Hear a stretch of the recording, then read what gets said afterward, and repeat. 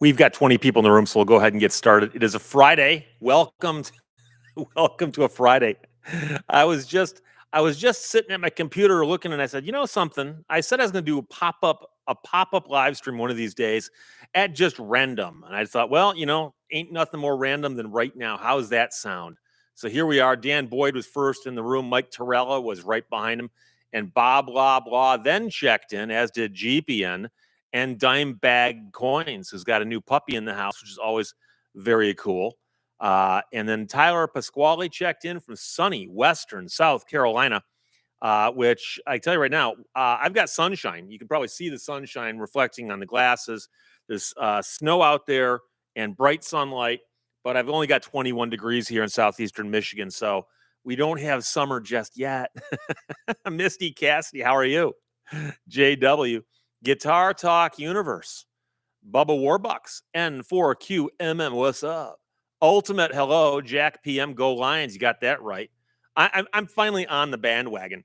Mad Hatter Matt made alive, and see, it's one of the reasons I do it on a different day. Other people might show up, but then again, so will the regulars, such as Mrs. Teresa, 1999 from Geneva, New York. Irving Johnson, you're live, nice. And of course, in this context, I mean, I'm always live in the sense that if you see me, I'm alive. But Yahab Halim, Steve, Artis, greetings from Germany. And I'm guessing the H is not pronounced like the TH in America, like a the, because of the way Germans use their letters differently than we do. Mr. W, good day today. So in Germany, is it like what, like 9, 10 o'clock at night right now? Something like that? My phone was going off, but I've got it on silent, so it's over there silently going off, so ignore that. Hi from the UK, this is Paul Arblaster. Tom Riddle, a wild Steve Lehto appears. John Beach, it's snowing in Montana and 23. We've had snow the last few days, on and off, just little bits at a time. I've gone out every single day for the last few. I didn't do it today, but the day before and the day before with the old snowblower. And there's just enough to get a good heft and get it thrown out there a ways. So Peter Higgs, some Saturday morning Steve, love it. Where are you that it is Saturday morning? Where I am, it's still Friday afternoon. G Keyman 565, hello, Steve Lehto and friends from the Thumb of Michigan, which, by the way, when I was on the air, WLEW, Jack Thomas, a guy who had a voice deeper than God, would come on at the top of every hour and go, from the Thumb of Michigan, WLEW. So whenever I see G Keyman right from the thumb, I keep thinking from the Thumb of Michigan. David Simon, hello, Steve. Chris Perry, it's nice in Tampa. Scott Argyle's checking in from the Oregon coast. And BK also checking in from Australia. Artis says, yes, in fact, it is almost 9 p.m. in Germany. Almost. Fred Hoyt, good to see you. And you, my friend. Jim's Barn in the Bay Area, California. BK from Australia. Tyler is low 60s here, Steve. And great job on the last name. It's rarely pronounced correctly. Did I say Pasquale? Is that correct, Pasquale? With my luck, I just got it wrong. Walter Ward from California. Piper John, 70F and sunny here in north central Florida. Michael Mize from Hayes, Kansas. Dimebag Coins, of course, is checking in from Edmonton. Tom Riddle, did you hear about SpaceX's rapid unscheduled disassembly? They have another one recently? I'd not heard about that. I'm sure I will, though. 51 degrees in coastal South Carolina, says Stan Brown. Duncan Campbell's checking in from Melbourne, Australia, which very well, it could be tomorrow there. If I know how my globe works. Writer dude, too, good morning. Catching you on my break at work. And NZ Kiwi NZ 9 a.m. in New Zealand. Like I said, I got friends in New Zealand. I've never been there. I really need to get there someday. Oak Smith, howdy from Colorado. Like your content. Thank you. I appreciate that. Hab Halim says, you said it the right way. Made me start crying. You know me in a good way. Kevly 33, spring fever today in New York, 38 degrees. And it's funny. I love going through these, just seeing where everybody's checking in from. I don't know why. To me, I'm still amazed that this internet and the thing actually works. Baldwin 22 from Norway. Have a nice weekend. Well, we're about to kick one off here. Kazooie Trisha, hi from wet and cold Scotland. Wet and cold Scotland. Yeah, if you didn't tell me, I think Kazooie might mean that you're from Kalamazoo, Michigan. But if you're from wet and cold Scotland, that's a different thing altogether. SQU Wilf from the great state of Texas. I'm not sure you pronounce that. Wilf, maybe? Doug Jones, about an inch for the last 3 days from very southern Ontario. I mean, an inch a day for the last 3 days? I think sometimes you get our used weather. It passes over us and it goes to you guys when we're done with it. Jim Beam, howdy from Katy, Texas. Andrea Eccles, good afternoon from Montreal. I talked to my good friend JP, who's very familiar with that area, who now resides in the U.S. And of course, the winters there can be quite wintry, as they say. Mr. W, love hearing from you, sir, from Pennsylvania. And Greg in East Tennessee, howdy from the hills of East Tennessee. Mikey H.O., Tucson. And James Sheeman from Phoenix, Arizona. Malaya 314. And again, I love seeing names I've not seen before because I tend to do live streams on Sunday afternoons. So I suspect that on a weekday afternoon, a little later, I might see some other faces. Hello from Illinois. Dan Boyd says, oh no, I missed 2 minutes. Well, that's, yeah, about that. Ghosted Shadow, are you ready for the Arctic blast we're supposed to be getting? You know, I don't know if I'm ever ready for it. I was looking at some of the temperatures going forward on the old meteorological app on my phone. And some days next week, we're going to have a high of like 5 and a low of like -2. I hate temperatures like that. Just can't go outside. Derek Simpson from Indiana. Mark Doherty, happy Friday, all. And Misty Cassidy's in Pittsburgh. Jeepian says Pennsylvania, spelled more phonetically, I guess. Pennsylvania. Jay Klein, you didn't have to do this for my birthday. And is it your birthday? And if so, congratulations, my friend. Maybe we should all pitch in and say happy birthday. Roy Martin checking in from tax season. Hey, in America, it's always tax season. You're always being taxed. Oh, Michael Johnson checking in from Westland. Ultimate says Globe. Some flat earthers might disagree with you. But the question is, I mean, how do they, I don't even want to know. How do they explain the fact that it's dark in some places and light in others? If the globe is not a globe, but is in fact a flat earth. How does never mind. Michael Sorum, what's your business time season of the year for your practice? I mean, when is it busiest? Believe it or not, it's pretty steady, but it does quiet down in December and early January. And I've talked to other attorneys in other fields of practice, and they all say the same thing. And I think it's around December, people stop thinking, boy, I want to sue somebody to, I kind of feel good about the planet right about now. And then sometime in early January, as the hangover from Christmas wears off, people go, I really want to sue somebody. But I don't know if that's it. That's just my amateur interpretation of it. But I have noticed, if you were to count how many lawsuits get filed every single month involving lemon law, it drops off in December and it picks back up mid-January, and it's pretty much steady for the rest of the year. So, Mr. MSK checking from Baltimore, Maryland. Love your videos. Thank you. I appreciate that. Eastern Zone checking from Madeira Island. And Pete Nicolich, it was the ship that had a RUD. The booster performed faultlessly with a brilliant catch. Oh, okay. Max Redstone, San Diego. What's winter? I assume it's when some of your trees aren't as green as normal. I went to law school in California, and I was out there year-round for a couple of years, and I'm familiar with what happens in the wintertime in California. And, I mean, there is a change in the seasons. It's just you don't have to go outside and shovel snow, okay? Allie L. Feasley says, hi from Ottawa, Ontario. I like to say Ottawa, not Ottawa, like they're D's. They're lightly popped T's, Ottawa. Storm Raven from Oklahoma check in, Eastern Zone 70 and 9 p.m. Okay, Big Spring, Texas is where Robert Long's checking in. And Blazer 02 LS, but it's a Friday here in upstate New York. Of course it is. Greg knows from Idaho in the USA. Dan Boyd, it's wet and cold. Wet and cold in Ohio? I thought you guys had snow too, but I know down south Ohio can change quite a bit. DePaul, friend of the show. Good afternoon, Steve. 41 degrees and partly cloudy in Staten Island. But yeah, we got that Arctic blast coming real soon. QA Library, hi from Portsmouth. And so very, very cool. Greg Martin's checking from across the lake over Niagara Falls, Ontario. And of course, for those of you who ever go from, like, say, Michigan to New York, you can cut through Canada. And one way you can cut through is by Niagara Falls. And I've done that drive many times. And it's very, very beautiful to get to just drive by and check those falls out. So Steve Talley says, I'm in northwestern Minnesota, and we've got 60-mile-per-hour wind gusts and a blizzard. Oh, God. Yeah, and there's portions of Minnesota, Wisconsin, and the Upper Peninsula of Michigan where they have, like, industrial strength weather. It's it's stuff they put up with on a regular basis that people in the lower states and even lower peninsula of Michigan don't ever quite get.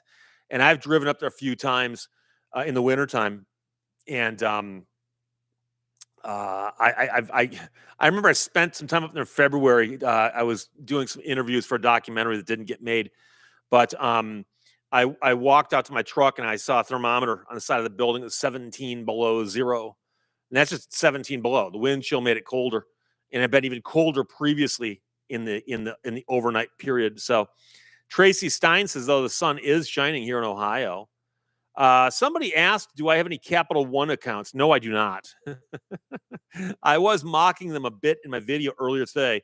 I hate those commercials. What's in your wallet? And I don't know why, but that bothers me. And now I know some people are going to say, but Steve, it's a successful ad campaign because you remember it. No, I remember all kinds of unpleasant things. Ask me about junior high. Doesn't mean it was a success. It just means I remember it. And there are some bad commercials, and Capital One is a great example. They overpay stars to tell us that we need to use their credit card because we'll use some kind of airplane miles. And it's like, wait, what? Huh? Like, I don't see the connection there. Okay. So knock 1975 says, hey Steve, I'm in my drive home from work. Normally my time to catch up on my videos of yours. Great to hear you live. There you go. Kimisine Colclow says, hi Steve, glad to have you here in Greenbury, California. The CNN defamation case should come up. I've seen little bits and pieces of that. I know that the jury came back with a verdict on actual damages and found CNN liable for the defamation. And so apparently now they're going to go back to the jury because the jury said that punitive damages were appropriate, meaning now the parties will put in their proofs on that, and the jury will return a verdict on that as well. So long ways to go. And the other big news, of course, is the Supreme Court made a ruling about TikTok and said that the law that Congress passed not so long ago, saying that TikTok had to either be divested by the Chinese government or stop operating in the U.S., that was constitutional. Supreme Court said it was. And it's an unusual opinion in the fact that I don't believe it's a signed opinion, and there is no dissents noted, which implies that it was unanimous, but it was also a rushed opinion because they just had the oral arguments recently. Very, very unusual time frame, but they had to do that because of the fact that the law had a time frame built into it as to when it would go into effect. It's still possible for a president to step in and put a delay on that happening. But a lot of people were simply surprised that the Supreme Court said, no, it's not a violation of the First Amendment. But they did some very, very hefty analysis on that. I may or may not do a video on it. I'll have to wait and see what happens. But I read the opinion, and it was thick. And I don't mean the number of pages. I mean the number of words between periods. So we'll see how that goes. Bob Bong checking in from Niles, Michigan, and Chuck Whitehead from Jonesboro. 52 in Jonesboro, and it's 40 in Niles. So Mrs. Teresa says, hey, you'll be coming back to a trip maybe in July. I could be. You never know. Michael G.W. Frog Welch says, hey, it feels colder than 52 in Beloit, Wisconsin. Is it Beloit or Beloit? You never know. Midwesterners can do really strange things to simple-looking words. Greg in Tennessee, East Tennessee. Niagara Falls, slowly I turn, step by step, inch by inch. Oh. A man known only as Jeff says all the snow is melting next to Lake Michigan. Yeah, the Great Lakes are funny things. You'll get them freezing up quite often on the edges, sometimes all the way across. Depends on which lake and how far south you are. But I mean, I've seen big swaths of ice on, like, say, Lake Superior, and then when it starts piling up on the shore, and you've got these big chunks of ice that are like this thick, stacked on top of each other, it's quite amazing. Bob, blah blah. Did you buy your 12K camera yet? No, I'm not sure if it's worth it. It's just going to make my editing harder, I think. So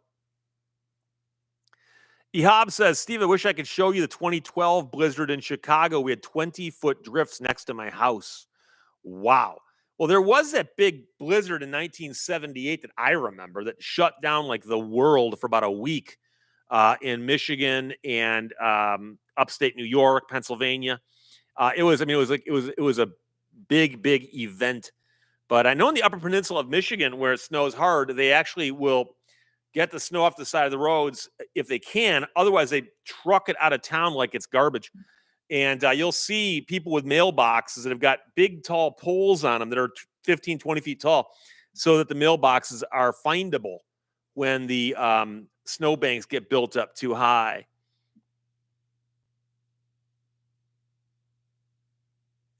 Gordon Kilness says, hello, Steve from Pensacola. I've not checked in for a while, but I have been watching. Well, I appreciate that. Just check in from time to time just so I know you're okay?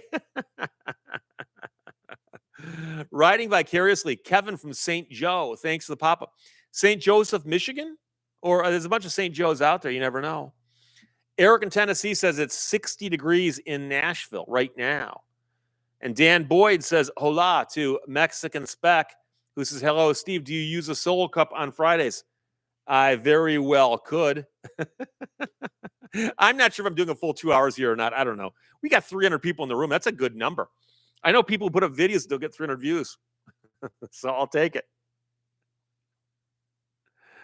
Mr. W on smaller lakes out here, some people dare drive their cars. No, here's the thing. I can tell you right now that there are a lot of places where people drive their cars onto the ice. And if your car goes through, you're going to have a hard time explaining that to your insurance company because a lot of insurance policies will say that your vehicle is only covered for road use and not if you take it off road. And the question then becomes, could you ever make the argument that a lake was on road? It's a hard argument to make. Daniel Gore says, hey, from Watervliet, Michigan, not far from Eau Claire, Michigan, where I used to live a long time ago. In fact, I believe Watervliet was one of the exits I could take to go to Eau Claire off of 94. So I love that corner of the state. Riding vicariously says, yes, St. Joe, Michigan.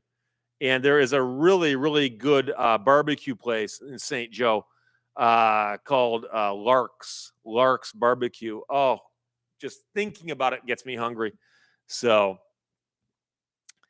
John Weiss says, hello from Niles, Michigan. Sunny and 42. Do you know Bob Bong? He's also in Niles.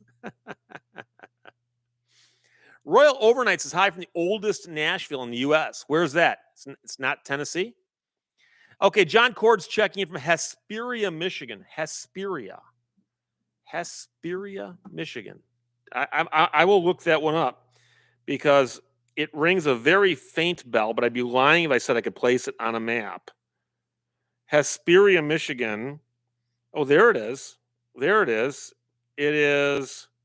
Oh, it's kind of like northwest of Fremont, southeast of Hart. Yeah, I know where that is. So it's kind of up this way a little ways. Hesperia, very cool. Thank you for checking in. I appreciate that. Mad Hatter Matt, odd question. Do they plan or have many concerts during the cold winters up there? They have some concerts, but they cut back on some venues. So Pine Knob, Freedom Hill, there are these outdoor venues that do very well in the summertime. They obviously are closed down for concerts. However, places like Little Caesars Arena or the Fox or indoor theaters will have concerts. But I've noticed that a lot of bands don't tour in the wintertime, and I suspect it's because not every place, in other words, the number of facilities available drops in the wintertime. That could be it. So Charles Widmore says, we still have not found our car after it got buried in a storm of 78.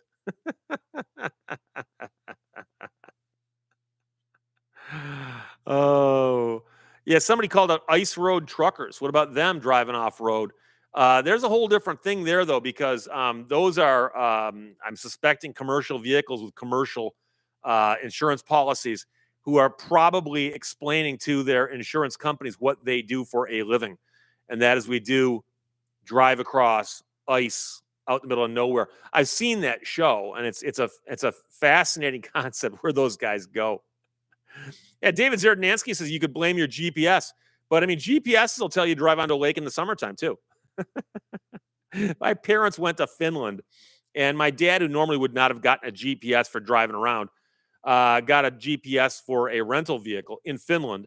And he said he's driving along at one point. He goes, "Turn right," and he goes, "Yeah, there's a lake right there." Like it wasn't even close. It was just turn right into the lake. And no, he did not do it. He just saw that. So Charles Widmore, yeah, is just following Google Maps. Christopher Abbott, hey, Steve. Christopher here checking from Seattle, longtime viewer, first live. Fred Hoyt was a first responder in 78. It was a trip. I can imagine. It's so hard to imagine what happens when literally, like, the roads were closed everywhere. And I remember it was a couple days before they plowed the street I lived on because they're so busy trying to plow the main thoroughfares. Because, if a fire truck can't get out of the fire station, they can't respond to anything. And they were having such a hard time because it was so much snow dumped in such a short period of time that, and I, like my father, I've mentioned before, my father ran a school district, and it was not where we lived. It was a little further out. And our phones were down. The phones stopped working, and we had no power. We had all kinds of issues. And my dad had to go walk into town, and I believe he walked to the police department. I could be wrong about that, but he walked someplace and found a working phone and got a hold of some people out where he worked and communicated with them. But it's so hard to imagine because obviously it's long before internet or anything like that. But it was crazy. It was for me, it was a once in a lifetime snowstorm so far. Steve Smart, Lehto Live. Hello. MB, we used to do donuts out on the pond in Worcester, Massachusetts during 70s, during wintertime. And I know right now you're going, Steve, you pronounced Worcester correctly. And I know I did. Yeah, donuts on an icy pond would be fun until you go through. And hopefully you didn't. Hopefully you didn't. Vanchester First says, Steve, greetings from Fort Collins. I've been there many times. Any Grumman canoe trips happening this summer? No. In fact, I didn't have the canoe out this past summer either. I might this upcoming summer simply because I haven't had it out in a while. But yeah, no, I haven't for a little while. Bob Bonk says Larks is in Benton Harbor, not St. Joe. But isn't St. Joe and Benton Harbor, they're near each other, right? Same general area. I know they moved one time also. But I'm hoping that if somebody heard me say Larks in St. Joe, that they'd realize Larks and Benton Harbor is what I'm talking about. It's been a while since I lived over that way. So sorry. AMZ is in the kitchen making cream cheese chocolate chip cupcakes.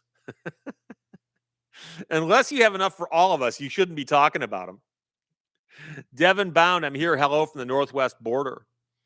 Sean McKinney got here late. What I miss. That always reminds me of the scene in Seinfeld where Kramer had an intern and he walks into a meeting, a lunch at Monk's, and he's late. But his intern got there, and Jerry and George were talking about something else. And Kramer goes, "What I miss?" And the intern pulls out his notes and he goes, "Well, Mr. Seinfeld went up to use the bathroom. And while he was gone, Mr. Costanza reached in his glass of water and took some ice cubes out with his fingers and then looked at me and said, 'You didn't see this.'"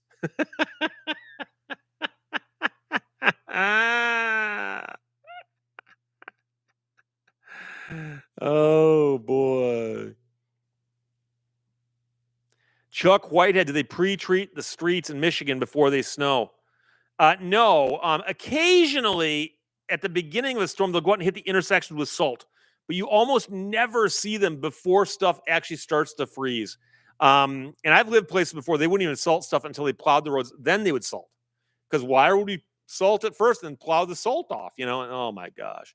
So it also depends on where you are in the state. If you're really, really close to one of the Great Lakes, like along the shoreline, they often don't use salt. They'll use sand, and sand does not work as well. It just does not.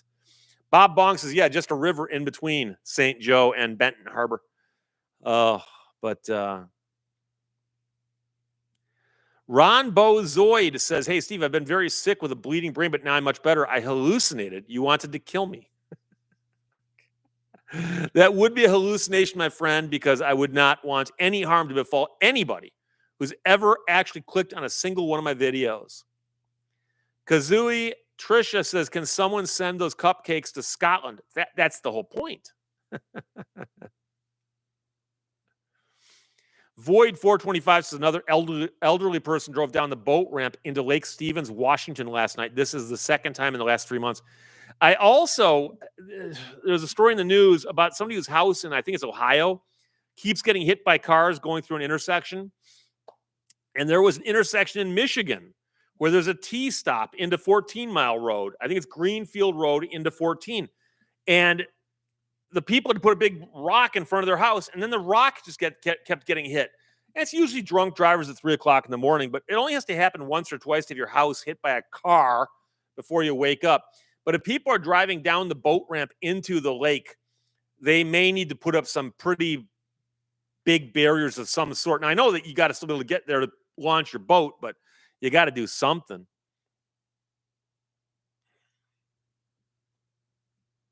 Earl Jackson says, I turned 16 in 78. We lived in Connecticut then. The Hartford Civic Center roof fell in. You mean from the snow weight? Wow. And that's another thing. Because of the heavy snows in the Upper Peninsula of Michigan, a lot of old buildings, every single year you'll hear about an old building whose roof caved in. But that's because those are just so old. Ed G, back in the late 80s, I used to go to a snow-filled parking lot and do reverse donuts because the car was front-wheel drive. He used to scare the heck out of my older sister. I remember kids doing that because I got my driver's license in the 70s, and that's when cars were starting to flip over to front-wheel drive. And I remember seeing kids. You always know these knuckleheads who don't know what a front-wheel drive car is versus a rear-wheel drive car, and they're out there like trying to do donuts in a front-wheel drive car, and it doesn't work. And you'll also remember the kids who would be in a car on wet pavement, and they have like leaves or snow underneath one tire, and they're flooring it. And the speedometer, but the car's not going anyplace because one tire's not slipping, one tire is. Good times. Good times. Dimebag Coin says sand does not destroy your cars as fast. No, it doesn't, but then again, it doesn't melt the snow as much either. Democratia Autumn 42 says water freezing and falling from the sky is just plain weird. Yes, it's very un-American too. Ryan Holtzinger, what about the people that haven't watched your videos? What do I wish for them? You know, I'll reserve judgment. I'll reserve judgment because not everybody's had the chance to see my videos. Michael Wheeler, hello, Steve. Keep up the good work. Thank you. I appreciate that. Greg in East Tennessee, some places use beet brine. Beet brine. Is it purple? Or is that just the color they get dyed? I can tell you some big beet farm operations up near the Saginaw Bay area and a little bit north of there. A lot of beet operations.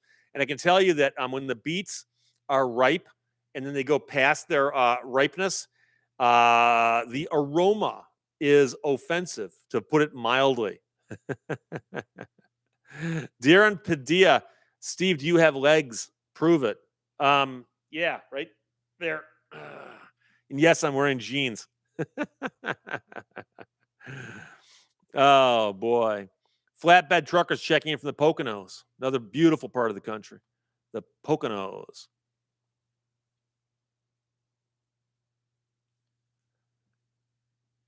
Yes, Madame Lestrange, Worcester. That's the name of the town. It looks like Worcester or something. Steve G, hey, Steve, I heard they don't salt the roads in California. It could be respect for automobiles. Yeah, it could also be they don't get snow. But it is true, if you grew up in Michigan and you're looking for a classic car, you'd often see in the ad go California car or Arizona car.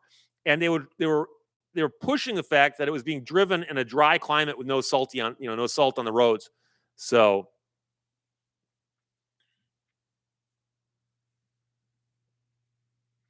QA Library says a Stanford AI expert was caught using AI in court. You know,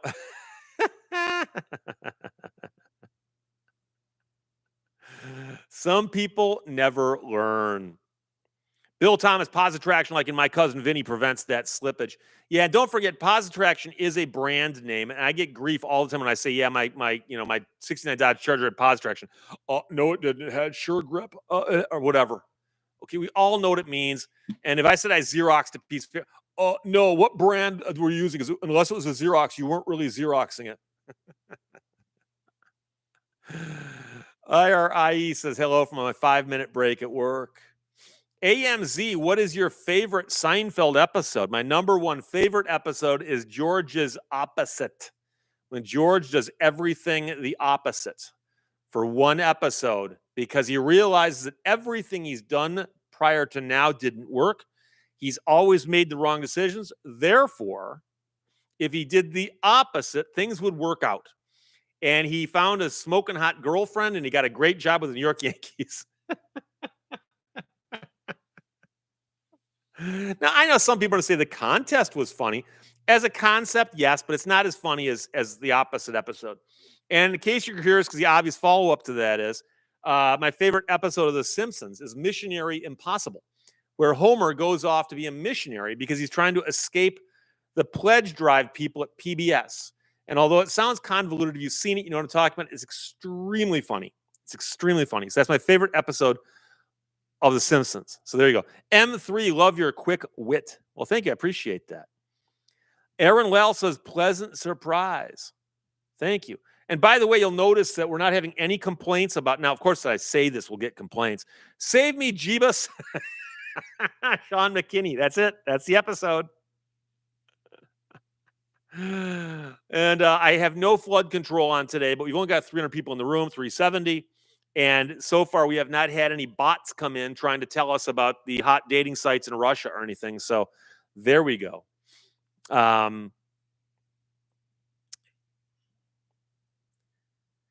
Ali Al Abdul Razak says, hi from Kuwait, 11 p.m. on the beach fishing. Let me know if you land anything. I'm curious. You see people on the beach fishing and you wonder, hey, did you catch anything or not? One of my favorite fishing stories, I was out mountain biking with my friends in a state park in Michigan on a Sunday morning, like 7 o'clock in the morning. Come around a curve and there's a guy waist deep in water fishing in a river that we'd never seen anybody fishing in before. And I go, hey, you catch anything? He goes, nope, just getting away from my wife. Just getting away from my wife.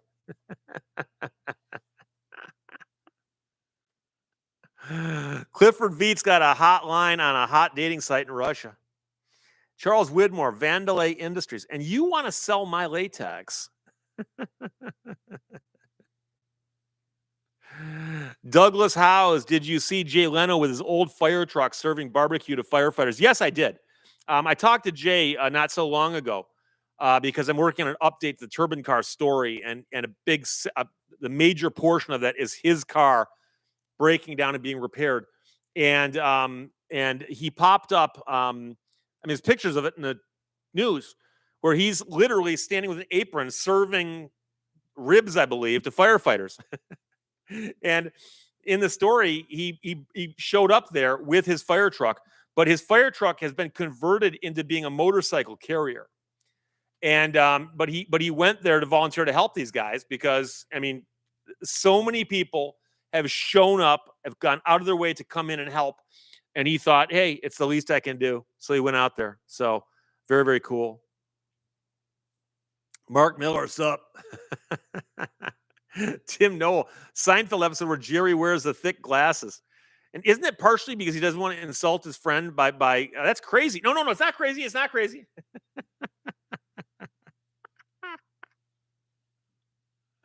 Oh, yeah. Halim says, yeah, they're protecting his rides. Well, that's what I'm always curious about because he's got that big car collection and you could not move that in a short amount of time. So you just got to hope that that area is safe. So Dimebag Coin says, did you see that Linus from Linus Tech Tips on YouTube with 15.5 million subs made it onto the Tonight Show with Jimmy? Holy crap, what a move. I did not see that, but congratulations to him.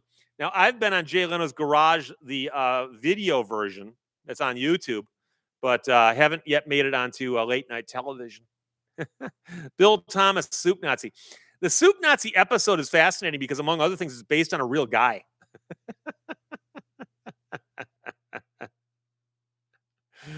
Kryptonic HD, noon, unemployed, watching the best YouTuber on the whole platform. Well, thank you. Appreciate that. Kryptonic, of course, is a name, I'm assuming, of a skateboard wheel, right? Kryptonics. I remember when they came out, it was revolutionary because they had come out with a softer durometer tire, but it actually lasted a good length of time. And it was amazing. I've still got my skateboard, my Kryptonics on it, and a set of gull wing trucks. And like 3 people here know what I'm talking about. So Kryptonic HD is one of them. Harry Selden says, I just saw Jay's Garage short yesterday where he's talking about a car with an airplane engine and says, as you can see, but can't see because the portrait format cuts off what he's showing. Yeah, unfortunately, that's not a good thing because the shorts on YouTube, I've made 2 and I refuse to make more. I hate them. I find them annoying quite often. It's just people taking like snippets out of their own videos. A lot of times you watching, like, I didn't see enough to be entertained. I'm not going to go look for the full thing, but Jay's got several cars that have got Allison aircraft engines in them or the Allison equivalents, but big old V12, just what you need in a car. Craig Garbett says no road salt used in Finland. A studded tires, winter driving lessons are required. Well, Finland's a country that lives with snow. I mean, I think it's their #1 export. The Tribe says regular TV is overrated. Yes and no. It's still kind of cool to get onto it. I've been on CNN before. I've also been on a couple other networks as well. I was on Good Morning America once, which I was only on for about 20 seconds. Which I think I've told that story on my backup channel one time. Very, very sad. It was a good friend of mine used to be one of the producers. I'm sorry, not that one of the directors, like one of the #1 people on Good Morning America, and he made decisions. And he called me up one day and he goes, "Hey, Steve, do you want to be on Good Morning America?" And I'm like, "Dude, do you need to make that phone call?" Like, obviously. Another story altogether. Lori Rommel says, "Hi, Steve. You're most likable lawyer I've ever met." Well, I appreciate that. No soup for you, Michael Watreats. Jake Line got a pair of Rock Roosters this week because of your recommendation. Yeah, it's been a while since I plugged them, but Rock Rooster was a brand I did a couple plugs for back in the day. And I love their stuff. It's just their business model and their advertising model differed from what I've been doing lately. So it just doesn't work out anymore. Dimebag Coins have a 65 millimeter cryptos on my roller skates with laser trucks and plates and cloud rubbers. Yeah, Laser was another company. Also, Bennett was a company that made trucks. And of course, there's Road Riders. Don't forget Road Riders.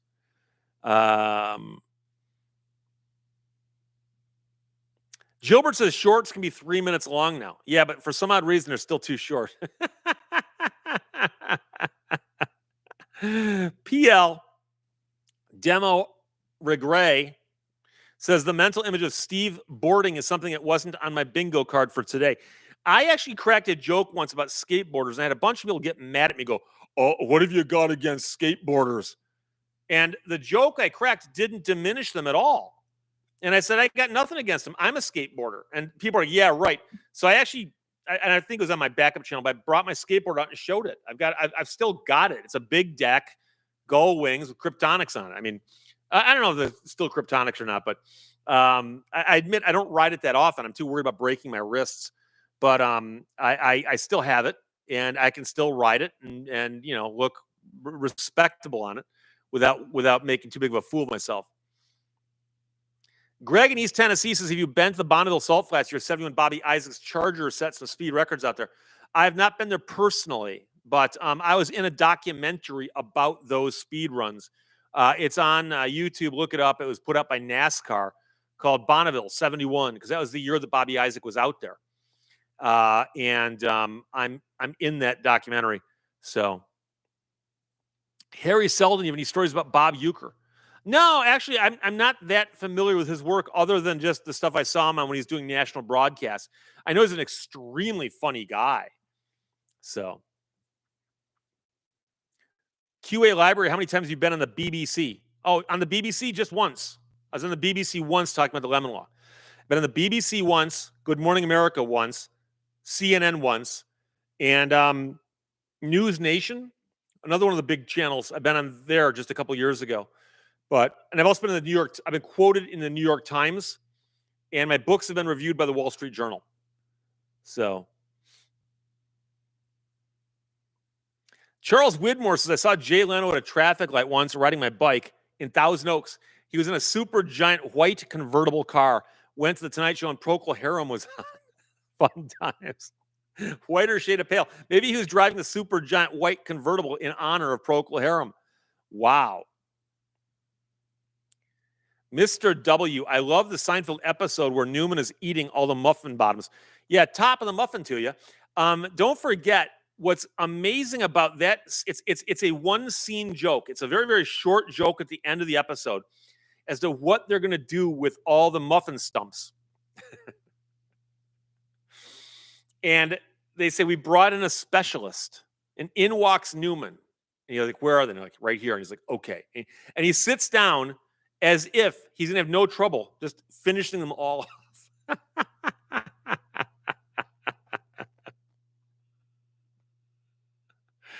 Kryptonic HD says, I'm still waiting for your viral moment. The news shows will show your awesome video backdrop.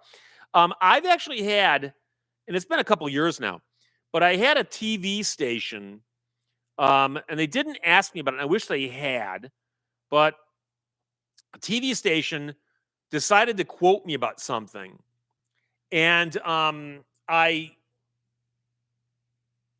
got a bunch of notes one morning, said, hey, Steve, you were on TV last night. I'm like, oh, no, not again. And I went and looked, and it turns out that a TV station had done a story about something that I had done a video about. And they just clipped like a little chunk out of it and said, and Steve Lehto, a YouTube attorney, said this. And it was fine what they did, absolutely fine. But it had me in front of my set, which I thought was pretty funny. But I'm trying to remember how long ago that was or what the topic was. But that was a while back. So Sean McKinney says Major League may be the best baseball movie. Yeah, Bull Durham is good too. By the way, for those of you who don't know, Bull Durham is loosely based on a real life story. I forgot the guy's name, but there was a pitcher who was known to throw so hard that it scared people. And the problem is that he was also wild. So he'd routinely have a game where he walked 19 batters and struck out 16, things like that. And he'd like bean people and put them in the hospital. I mean, and this was before they had really, really good radar guns and stuff. But the problem is that his wildness hindered his ability to make it to the big leagues. And so they actually brought in a seasoned catcher in an attempt to get this under control.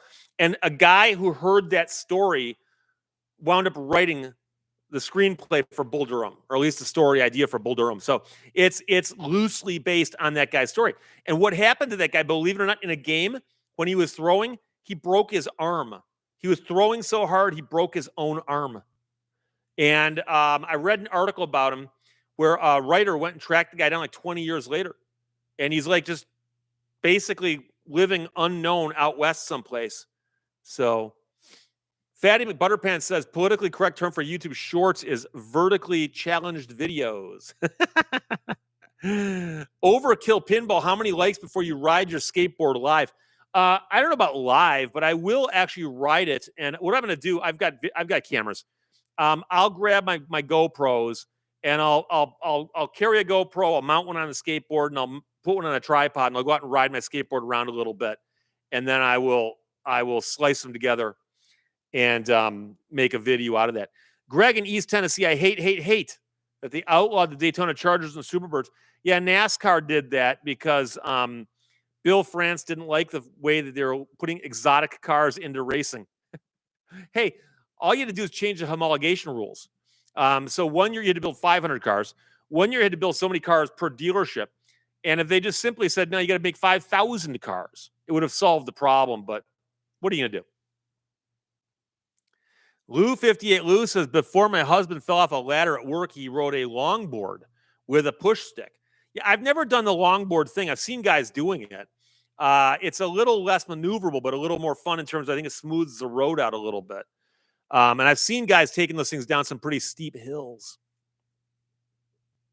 Ray McCormick, I remember Kryptonics. Mystery Man, Steve Lehto's kickflips. Look, you got to understand, at my age, even doing a kickflip wrong, I could break both my ankles. Steve, the Tigers had some interesting pitchers over the years. Hey, don't forget Mark Fidrich, Mark the Bird Fidrich, who is an eccentric player. He's passed away now. He died in a tragic accident on his farm a few years back. But he used to talk to himself and or the baseball. It was unclear who. And he'd walk around out there like he's in his own little zone. And he'd like smooth the mound out with his hand. But 1 year in particular, he had an ERA that was insane. And he threw it really, really hard and really, really low. And nobody could get a beat on it. And then don't forget they had a couple of really good relief pitchers, especially in like 83 and 84 when they put it all together. So Mark Miller says there's a linebacker for the Broncos who dislocated his shoulder spiking a football after scoring a touchdown. There was also a Detroit Tigers player who got involved in a big melee out at the pitcher's mound and tried to karate kick a guy and damaged his knee, I believe. I forgot exactly what the injury was, but it was stupid. Mark Miller says that was Godwin Turk who spiked the ball. What a pickle. Did you ever listen to Wolfman Jack? I never missed a Casey Kasem show, but always had trouble with Jack shows. I listened to Wolfman Jack when available, but the problem is that he wasn't available much in the Midwest until later. He syndicated an oldies show, and I ran at a station that ran it. I used to actually run the board for his show. And Wolfman Jack was such an interesting character. He was amazing. Absolutely amazing. Casey Kasem was interesting. I've read books in the history of AT top, AT 40, American Top 40. And the guy had the easiest job on earth. Literally go into a studio and cut the things that go between the 40 songs and walk out and you're done. And I mean, it was syndicated to like, so many thousands of outlets, and it was crazy the money he made off that. So Manitoba Misanthrope says, greetings from Winterpeg. Man, it's cold out.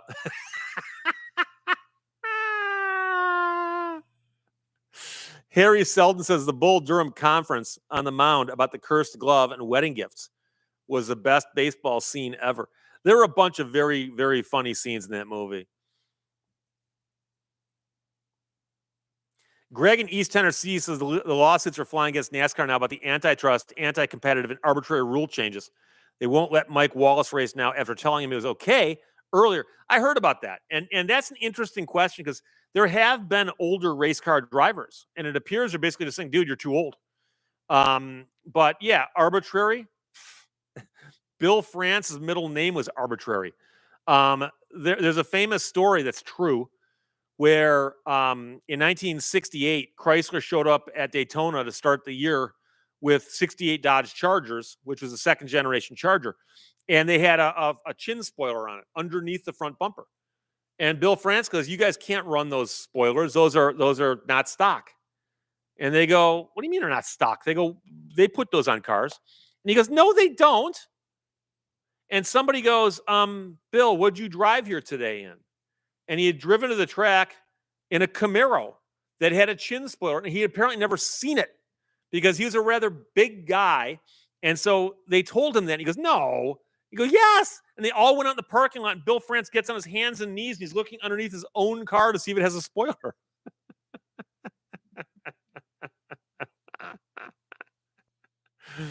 Aaron Lell, Denny McLean was one of my heroes growing up. Yeah, and sadly, his life kind of took a real bad turn. And by that, I mean several bad turns. He got in trouble. Denny McLean, for those who don't know, was in essence the last pitcher of the modern era to have 31 wins in a season. He won 31 games in 1968. And that was the year the Tigers won the World Series against St. Louis and Bob Gibson. And Bob Gibson, one of, if not the greatest pitchers who ever lived. Go back and look at his statistics and, complete games and, one hitters and strikeouts. I mean, the guy was a machine. And it was a real close series. The Tigers won it in 7 games. But Denny McLain that year was just on fire. And unfortunately, he had problems. And he spent time in prison. I'm not going to get into that too heavily here. In Michigan, it's very, very well known. He's had a bunch of judgments against him. And when he pops up in the news, it's almost never anything good. It's almost always, oh, Denny McLain's in trouble again. There you go. So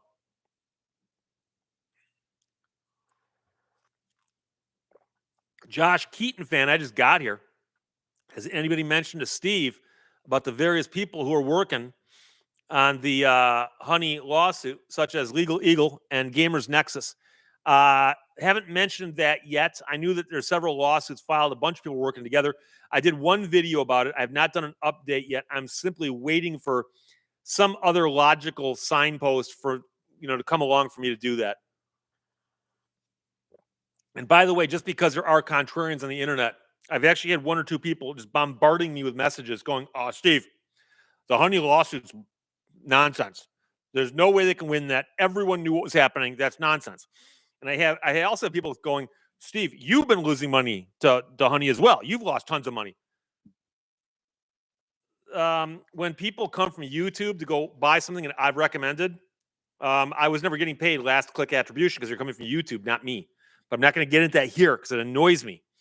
Dan Boyd, clap for the Wolfman. Of course, the song by the Guess Who.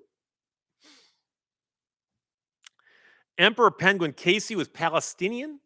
Well, I know he's from Michigan. I'm just mentioning that.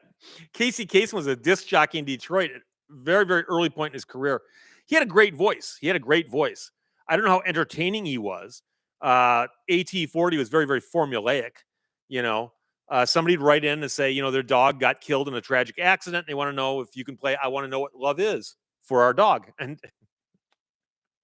as the running joke among disc jockeys, got stuck running the board for that. And by the way, I'm one of the people who had to occasionally run the board for AT-40 on a Saturday or Sunday morning. So Casey Kasem also did the voice for Cliff Jumper and Transformers. He was also, I believe, on Scooby-Doo and a bunch of other stuff. And yes, Paul asks, have you listened to Casey Kasem's cursing outtakes? Yes. The same with, there's outtakes also by William Shatner. But yeah, I've heard the Casey Kasem outtakes. And it's for instance, where he says, can you play this song for our beloved dog Fluffy, who just passed away? Now here's Katrina and the Waves walking on sunshine. And then he turns like, why do we have to have these songs? Why doesn't somebody pay attention to what songs we're going into or coming out of before we do a sad dedication?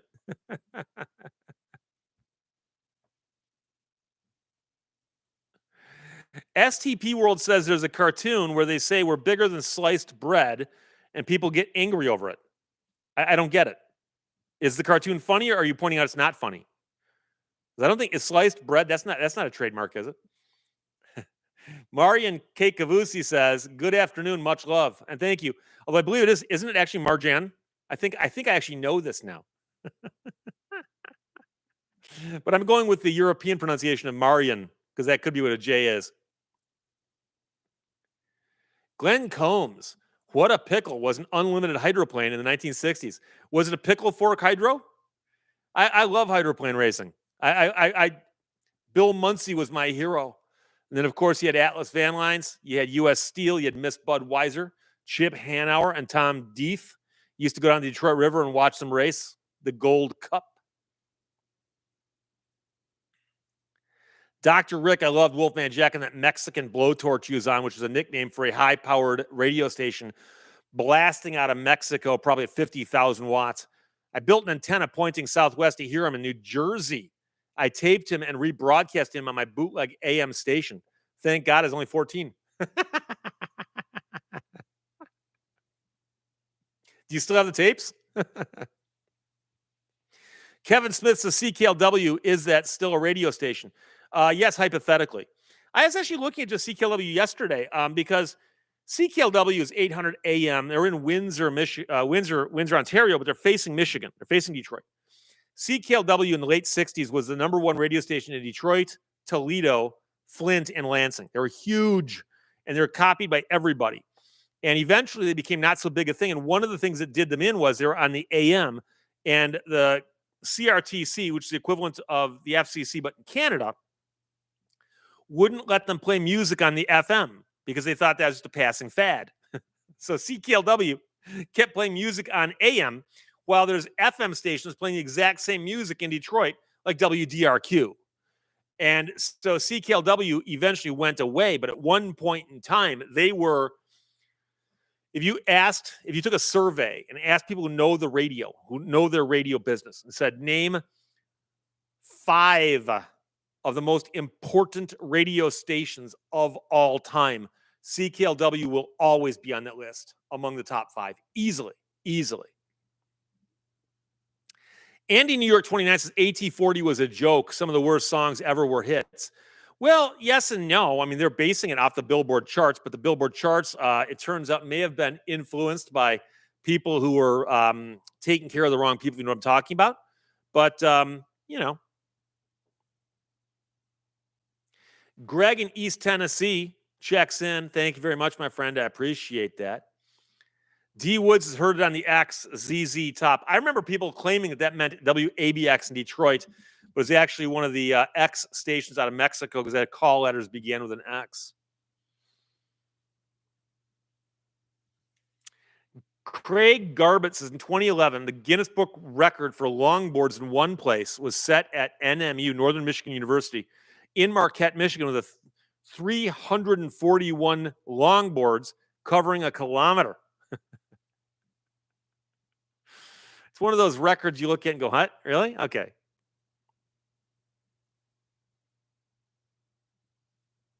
STP World says they were making fun of when the Beatles said they were bigger than Jesus, I think.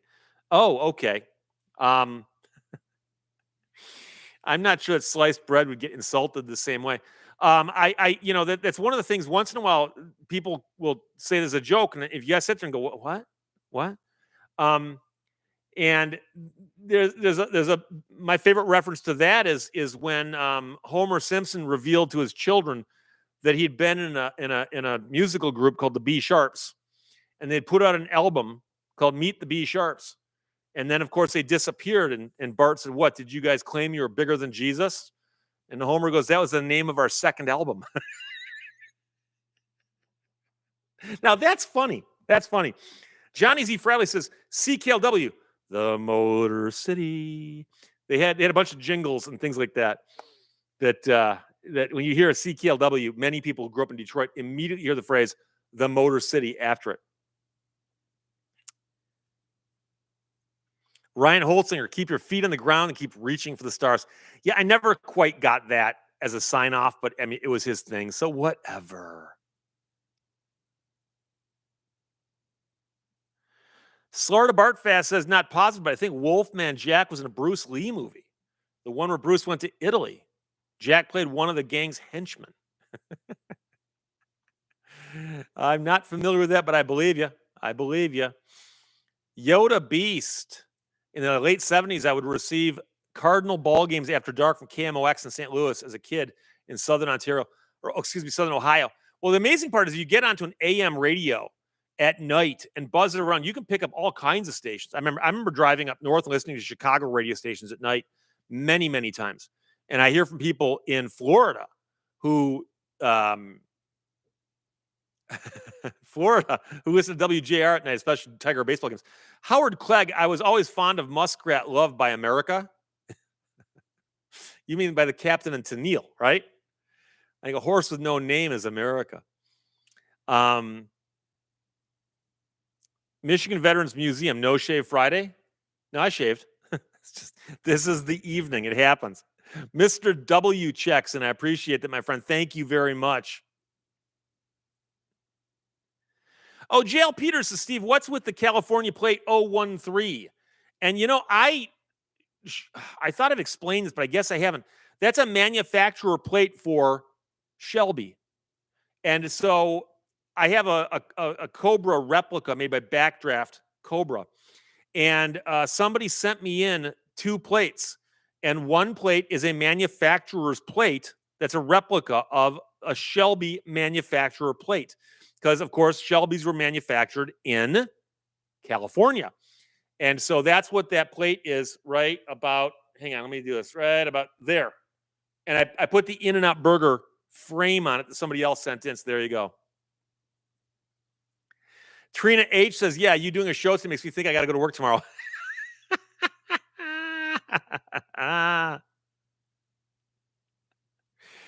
Oh. Goose Not Maverick says, ran out of words. Hydros are entertaining as heck. We had one guy that ran one up and down the river till he swamped it. Oh, yeah. My brother had a hydroplane, and I'm pretty sure that the back part, the where you clamp the motor to it, I think it had about this much draft. But if you're up on plane, man, that thing moved. But you watch unlimited hydroplanes nowadays with the big monstrous jet engines skipping across the water. I mean, it's crazy. It's crazy. And when they wipe out, they always do the same thing. The front end pops up, and then they start doing this thing where they start tumbling through the air backwards. And sometimes they survive and walk away from it. Sometimes they don't. And by walk away, I mean swim away and then walk away.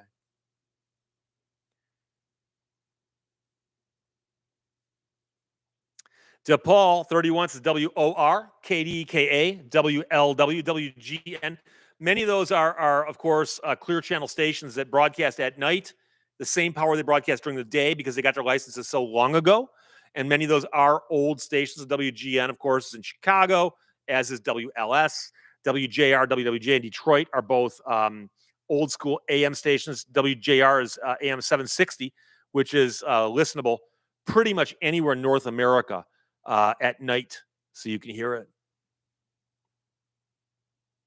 Yeah, Greg in East Tennessee says, don't forget the importance of WKRP. And in case you're curious about WKRP's strange history with, airplane mechanics is the back part where the motor clamps on is known as the transom. I thought that, but that doesn't sound right. It's also something you step over to come into a house. So you carry the engine over the transom when you've married your boat. I've got a canoe. I should know this because I have an outboard motor for it. But WKRP, when they created the show, they were thinking about production costs, and they wanted to put real music in the show. They didn't want to have Dr. Johnny Fever introduce a song that was a fake song or a cover song. So they were actually using the real music when they shot the show, but they didn't buy the rights for any length of time. They basically bought it so that they could just do it, while the show was in first runs, basically on network television. And I've read interviews with people who worked in the show, and they're like, yeah, if we'd known how popular it was going to be, we would have either not done that, because now they've got trouble showing these shows unless they cut out or overdub different music, and throws it all off. So there you go. Tim Noel says, where did the defense plate come from? It's from falling down, right? Yes. Somebody sent it in. Many of the license plates were sent in by viewers who just thought it'd be cool to send in a license plate. David Person says, WKRP, I was a Bailey guy all the way. Of course. No, Bailey was hotter than Jennifer, and most guys thought so. But it was just the whole Marilyn Monroe squeaky voice platinum blonde they're going for, that, so. William Peachman says, Steve, as you were in commercial radio, were you ever interested in amateur? All the best. 73 DE W8 LV. Bill. No, but I have a brother who was a amateur radio operator, and he had a setup, and he communicated with people all around the world and did all that stuff. So, but I never got into that.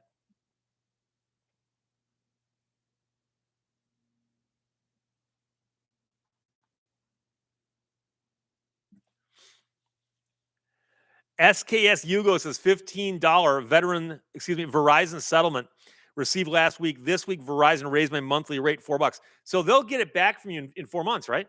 I actually got one of those too. I'd forgotten that I applied for it, and they gave it to me in the form of a Visa credit. So now I got to go online and find something I can buy for like $12.83. So it's stupid. Bill Thomas says the WKRP turkey drop was a great moment in TV history. Yes, it was. And sadly, not everyone is familiar with it. And the reason I say that is I actually had a big flock of turkeys in my backyard, and they were roosting in a tree. They're making all kinds of noise. And so I walked out there, and there's a flock of turkeys in a tree. And it was comical. So I took a photograph of it, and I posted it on Facebook, and I said, as God is my witness, I thought turkeys could fly, which is a non sequitur unless you know the joke from WKRP. And I had several people go, "Oh, Steve, they can fly." But you didn't know that? How do you think they got up there? Do you think they climbed a ladder? Obviously they can fly. What's wrong with you?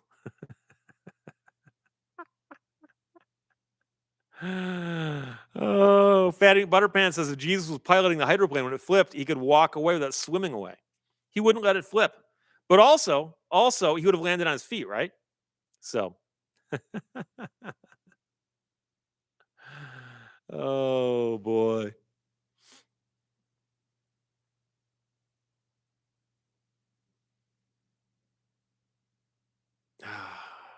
Jerry Bell says you can buy a gift card with your Verizon Visa card.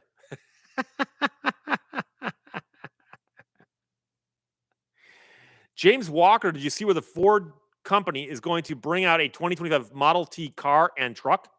No. Will they be modernized? Or will they be like replicas of the originals or what? It'd be pretty cool. QA Library missed the photo. That was a little over a year ago, I think. Charles Widmore, you can transfer gift cards to your Amazon account. It won't expire. I think I'll try that.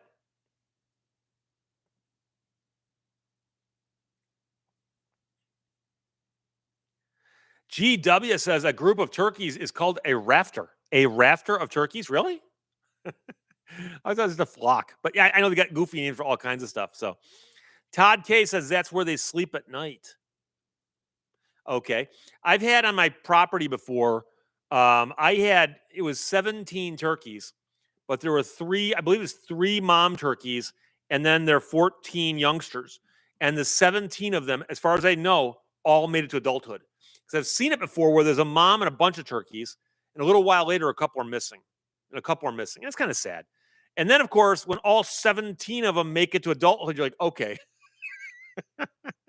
we'll see what happens. Mr. Smithers says, yeah, it's better than a murder of crows. Which, of course, brings us to the Counting Crows album, A Murder of One, which many people probably didn't get, but I'm sure enough people did to make it worthwhile.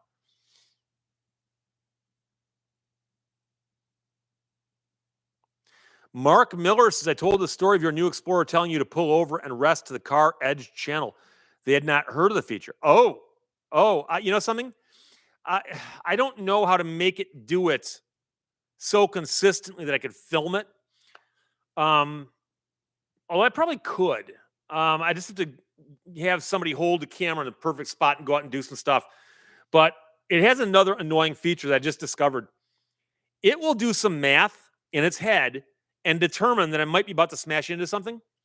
And the dashboard has this big section that turns bright red and goes, crash avoidance. And I don't know, is it telling me that it's about to avoid a crash? Or is it suggesting I might want to avoid a crash? Or is it activating a system that's a crash avoidance system? Because I don't feel anything happening. It doesn't kick the brakes on for me. But the weird part is when it does this, it's like there's a car 50 feet in front of me and I'm doing 5 miles an hour. And I think it may have been triggered one time because I got snow or slush or something on some of the sensors on the front of the truck. Because I've had that happen. Even I had that happen with the previous Explorer. But the blinking bright red thing is my first thought when I see bright red flashing on my dashboard is engine failure, not I'm about to crash, especially when I can see in front of me and I'm not going to hit anything in front of me. So GW says it's got to be a group of 3 or more. What, you can't call two a murder of crows? STP World. What station was Casey on in Detroit?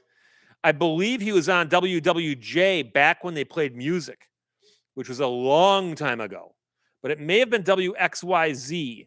We had WXYZ radio and WXYZ television. I do this because it was AM, FM, and TV. And then WXYZ FM became, I believe, WRIF, and WXYZ AM became WXYT when one of them got sold to a different owner. But that's a lot of the a lot of the stuff that I'm getting probably mostly right, but not completely right. Kazooie Tricious says, I thought a group of turkeys were called a gaggle. No, a gaggle is a group of geese. A gaggle of geese. Ryan Holtzinger says it's a cackle of hyenas. GW says, wow, you're old.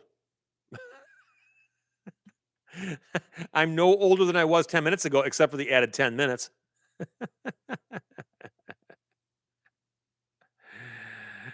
Oh, Mark Miller, are you signing satanic verses with your hand gestures? Well, these are messages that I'm sending out to people who know. And if you don't know, they're not for you. So just disregard everything you've seen. Okay? Johnny Z. Fradley said also Detroit had WWWW or W4 106 FM. Yes, we did. At one point in time, Detroit had 4 rock and roll radio stations. I've got a W4 sticker on my set right there that you cannot see from this angle. And that's a station that Howard Stern was at briefly in 1979 or 80. I forgot which. He was there for a short period of time, and they changed the country. They changed the country in 1981 or 82, though. So I guess he would have been there in 80 or 81. I'm not sure if he was there for a full year or not. But as a rock and roll station, at one point in time, they were huge. They were huge.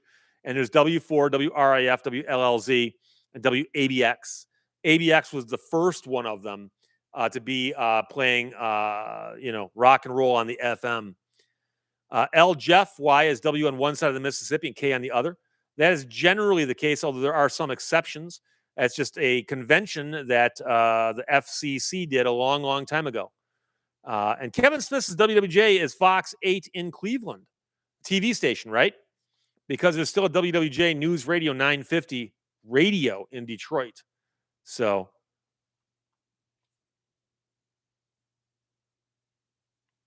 yeah, Grande Taco says the W4 thing was featured on Howard Stern's movie.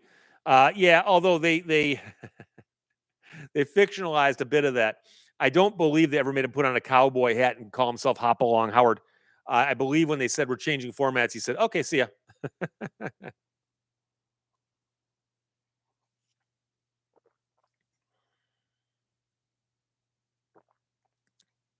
Gilbert says Steve's part Italian with all the hand gestures.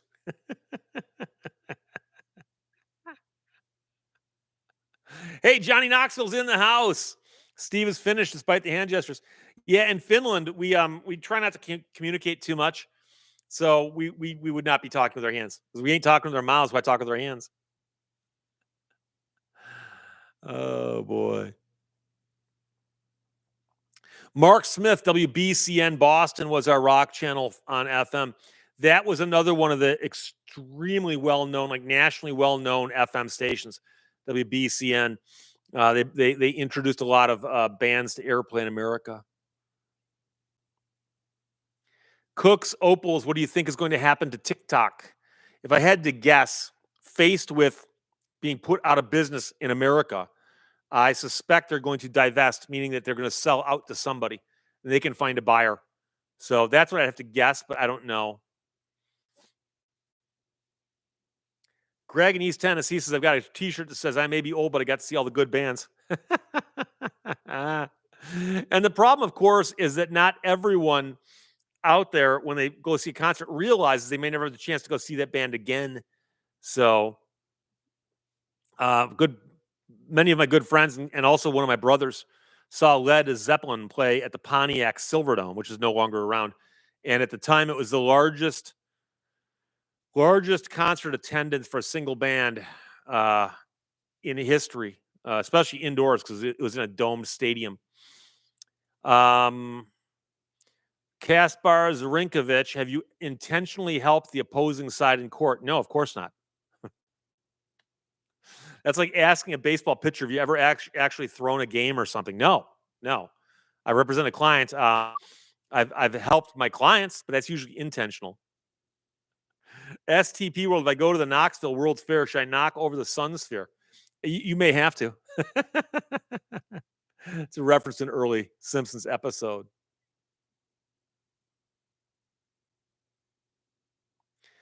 USS Grey Ghost, has there ever been a lawsuit that went to trial because of how bad a restaurant's food tastes? You know, interestingly, and I know you didn't want to hear this, but believe it or not, the implied warranty of merchantability applies to any products sold by a merchant with respect to those goods. So you find somebody who sells widgets and they sell it to you, there's an implied warranty. The widget will do what it's supposed to do. The implied warranty of merchantability in most states says specifically that it applies to food which is served to be eaten on the premises. So food does in fact have a warranty, but it is that the food will be wholesome and in essence safe for you to eat. I don't know the taste is something you go back on them for, but if you got sick from it, oh yeah, of course. Mark Smith got to see Jimi Hendrix. Gilbert says, "Yep, I went to the Silverdome to see Led Zeppelin." Gilbert and I have never met face to face, but Gilbert used to live near where my family is from in southeastern Michigan, and that'd be right around the same time frame. And so I believe there was something like 80,000 people at that concert. So it's not hard finding people who were there. Probably harder to find people who remember it. But my brother was there, and he claimed it was an amazing show. But I was not there. So Johnny Fradley says they oversold Zeppelin in Cleveland, and there was a riot. Oh, really? Wow.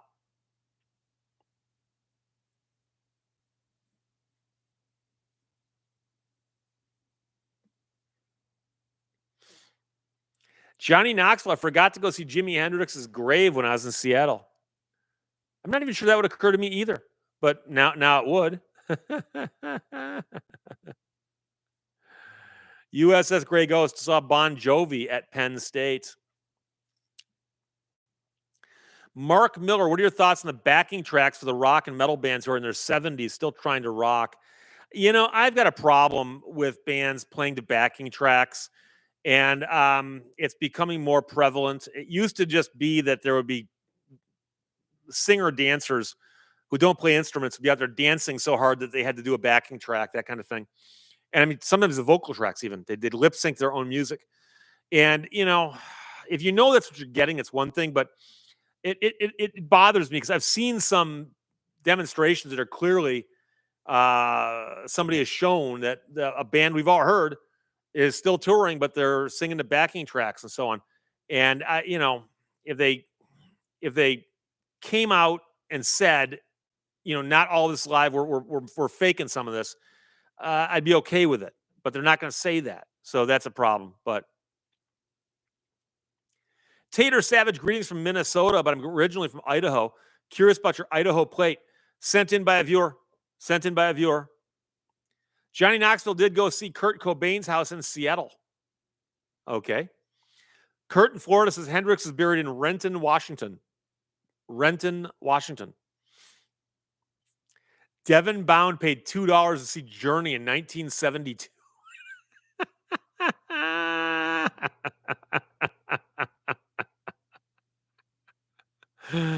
I was never a big Journey fan. I know people who were. I respect what they did, but I was never a big Journey fan. I'm sorry. Johnny Fradley says now the bands have lyric monitors on stage. I have no problem with that. I've seen many bands where the lead singer's got, in essence, a teleprompter in front of him at the floor, or even basically a karaoke thing to feed him lyrics. But I've also seen it where, if you think about some band that's got 30 years of albums and decide to yank out a song they haven't played in 25 years, I don't blame them for making sure they get the lyrics right. If it helps them do the job better, that's fine. But that doesn't affect the sound. So Gilbert saw Aerosmith for $5 at Pine Knob. Was Pine Knob ever that cheap? $5? I'm surprised. Andy New York 29 says there were at least 100,000 at a Led Zeppelin show at Nebworth in the UK in 1979. It'd be right around the same time. That'd be a larger audience, but that'd be outdoors. Outdoors. Johnny Knoxville says, when I drove into Seattle for the first time, I cranked all along the Watchtower. And I'm going to say this again, even though I say it every time someone mentions Hendrix, Dylan, or All Along the Watchtower. For people who don't get what a genius Jimi Hendrix was, and most guitar players will go, yeah, he was. He raised the bar so high. The real genius of Jimi Hendrix was that he heard Bob Dylan's version of All Along the Watchtower and said, oh, I can fix that. Go listen to it. Go listen to it. And you realize Bob Dylan's a brilliant songwriter, but he's not the greatest performer. And I'm, if you think he is, that's great. That's great. That's great. But listen to the difference between those two songs and go, Jimi Hendrix heard this, but he envisioned this. That's what makes him a genius. So, Michael L., do you speak Finnish? No, I do not. I do not. Harry Seldon recently watched a movie called Heavier Trip, which followed a Finnish metal band that puts Spinal Tap to shame. I'll have to check that out. There was also a documentary I watched recently about a Canadian heavy metal band that I believe was called Anvil. I could be wrong on the name, but they were huge for a brief period of time in Canada. And they were trying to get a revival going. And it's it's one of these things. You find some guy who was big in a band 30 years ago, but doesn't want to admit it's over. But Mr. Smithers, I spent $80 to see Journey and Toto in 2023. I bought tickets already this year for some shows upcoming later on this summer. And one of them is to see Toto, Men at Work, and Christopher Cross on the same bill at Pine Knob. And the crazy part about that is that Toto is headlining, and Christopher Cross is third on the bill. He's below Men at Work. Now, don't get me wrong. I love Men at Work. And the song Down Under is one of the greatest songs to come out of the MTV era. But Christopher Cross had like a dozen radio smash hits. And let's face it, Toto, they had a couple big albums, and they got that one song about, Bless the Rains down in Africa. Very, very good musicians. But I never would have imagined that bill being set up like that. I'm like, okay. But I'm going to go see all three of them. So that'd be cool. I love seeing Pine Knob shows because Pine Knob, outdoor amphitheater, and I always get seats. You can sit on the hill if you want to sit in the grass like an animal. But that's one of the shows I'm seeing this year. I've also got tickets to see Rod Stewart. So I've seen pictures and videos of him lately, and he does appear to be doing quite a good show. So there you go. Johnny Knoxville might go see Metallica at Raymond James in Tampa in June. Harry Seldon, the Finnish fictional band was called Impaled Rectum. Tater Savage, OMG, Finnish metal is crazy. My husband got me into it, and it's amazing what they do with fiddles and accordions. You have to understand, Finnish metal is a whole different thing. And it's coffee consumption, alcohol consumption, and heavy metal. That's what they're known for.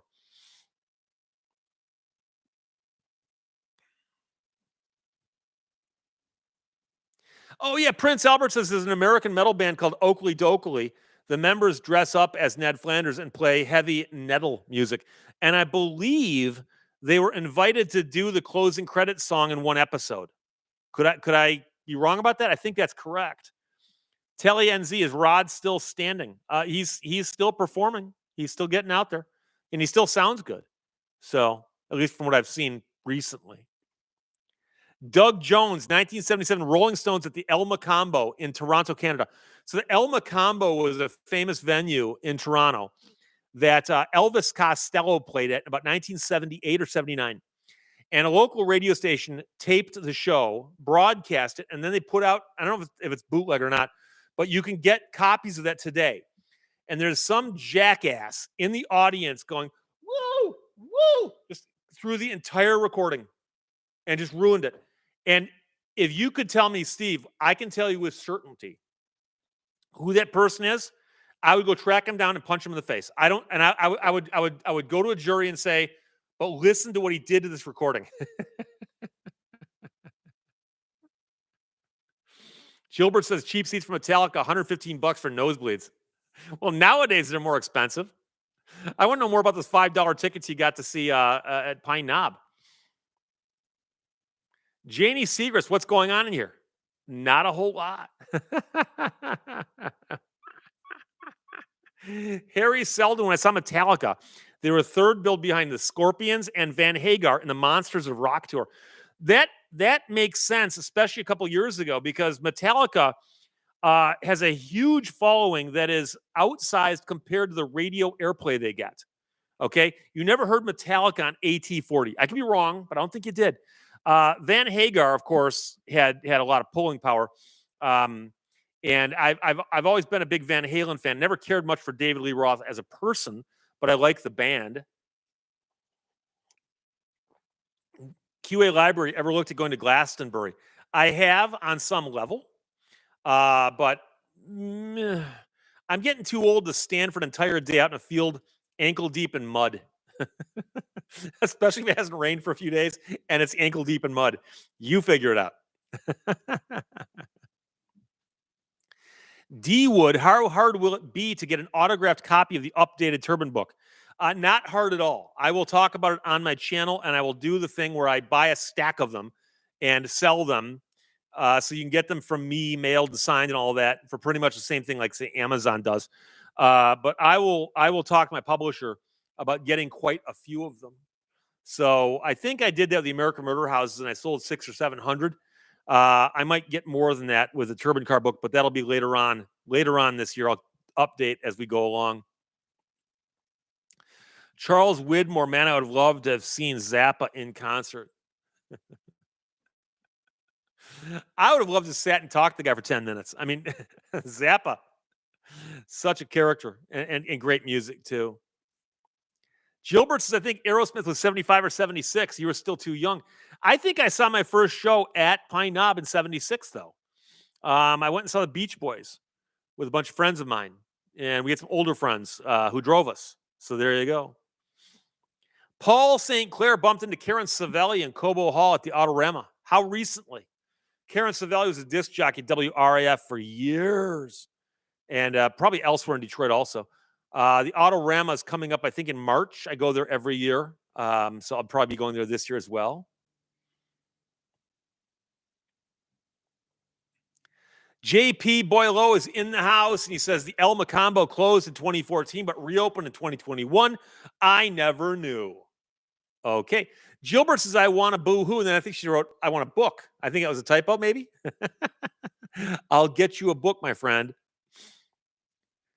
Johnny Knoxville says, speaking of aging well, Pamela Anderson looks 90. She's doing this weird thing where she's going up promoting the fact she's not wearing makeup. And it's like, honey, we know. We can tell. But hey, you have the right to do that.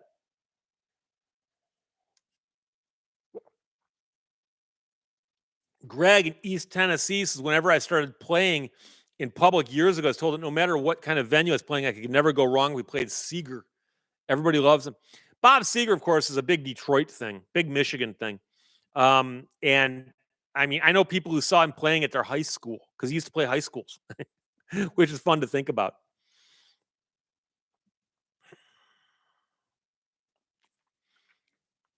Johnny Fradley says a few years in the 70s, Cleveland, they would have World Series of Rock concerts at the stadium. Johnny Knoxville says Faith No More, legendary. Faith No More is a fascinating band for those who don't know, and that's pretty much everybody in the room except for me and Johnny, because they've gone through a couple different iterations of the band. And my favorite song by them is a song called A Small Victory, A Small Victory. They also had a song called We Care a Lot that got airplay in Detroit on some stations. But I think they've changed lead singers a couple of times. I'm not sure if they're all doing the same music, but I've always liked the way they sounded. But those are my two favorite songs: "A Small Victory" and "We Care a Lot." Stephen Lindkugel, what was the worst lemon law case you had? I mean, the worst car, or the one that took the longest to try, or what? I mean, I've had all kinds of crazy cases, but I mean, I did an entire episode on VinWiki talking about some lemon law nightmares, and I had a client whose car would blow up the engine, and they'd put in a new one and blow up that engine and put in a new one, and it turns out they're putting in short blocks, but not long blocks. And the short blocks, they were taking parts off his old engine and putting them on the new one. And obviously, it wasn't the engines; it was whatever they were doing there.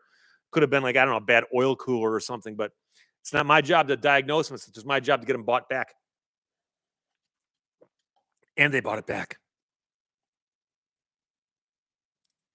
Tater Savage says, "I'm happy to finally see the numbers of female metal musicians there are nowadays to show it's okay for girls to scream now and then too."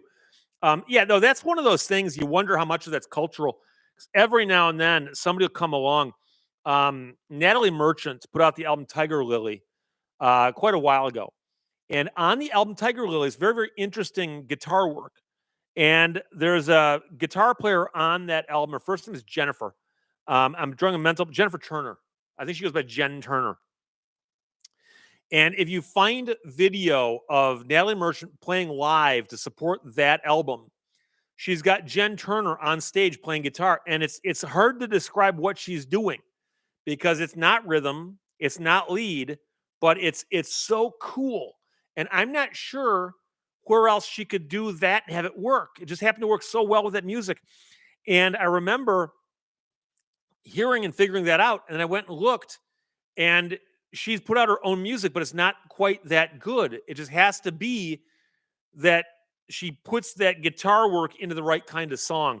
But yeah, I think it's really cool when women don't care about the barriers to, oh, you can't do heavy metal. You're a girl. Thomas Stiglitz can't stay. We'll watch later. Just want to say hello. Mark Miller, Seeger, Detroit, turn the page. I know people would go see Seeger. He'd play like 7 nights in a row at Pine Knob. I know people go see him like every single night. Charles Widmore, my mom went to a Moody Blues concert when she was pregnant with me. Even though I didn't find out for years later, I have been a fan ever since. At least she didn't get pregnant with you at the concert. Oh, at least it's possible. Keyboard player for Faith No More, Roddy Bottom, looks like Mike Rowe from Dirty Jobs. Oh, that's funny. And don't forget, Faith No More also did a version of the Commodores, I believe, I'm Easy, just for the fun of it. Harry Selden says Faith No More got in trouble for the flailing fish out of water in the Epic video, which, by the way, is a song I played on the radio. That Epic was out while I was a disc jockey playing top 40 music, and Epic charted. And in the video, there's a goldfish flopping on the ground, and people went insane. And they said, calm down, people. The fish was out of water for 10 seconds, put right back in the water. It was fine. No fish were injured shooting this. So,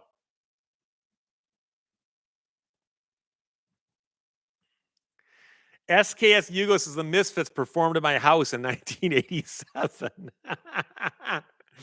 What's funny about that is that I read a book called Our Band Could Be Your Life about independent label bands touring in the 80s and 90s. And they would occasionally play really, really silly places like someone's house or a frat party someplace because they were just like, we're passing through town. We got to play someplace. And somebody go, yeah, we'll pay you. And maybe let you drink all the beer you can drink and give you a place to crash the night. Gilbert saw Ted Nugent and Bob Seger play in a barn in Commerce in 74 at a kegger party. I saw Ted Nugent play in 1990 or 91 at Cobo Hall, and I tell people it was the loudest thing I've ever encountered. And I've been to the hydroplane races, okay? But yeah, it's funny. In a barn in Commerce. I'd love to know what they got paid. I'd also love to know what was in their set list, because I know people who saw Bob Seger play very, very early on. Obviously, he hadn't written a lot of the songs that later become hits. I think they still did covers and stuff. Floyd's Garage was one of the last Kiss farewell tours. Ted opened for them, blew them off the stage. Ted Nugent, I'd have to imagine, will probably be the last person on earth to sing to a backing track. Okay, you want to talk about people coming out and doing it? He's the guy who'd come out and play live, loud, fast.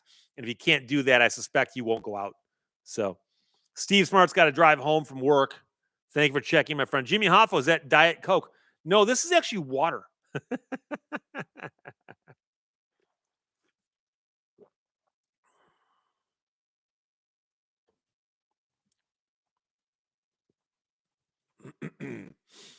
Jumped on me again. Charles Widmore, isn't the song Carnival on the album Tiger Lily? Yes, and a song called San Andreas Fault is on there as well. The whole album is very, very good. I've always enjoyed that album a lot. Doug Jones, I love rock and roll. Don't take me to a disco. Well, don't forget that there was a time when rock and roll and disco were somehow at odds. And I remember there was a club in Flint around the time I was on the radio that actually was cut in half, and one half was disco and one half was rock and roll. And there would be fights in the parking lot.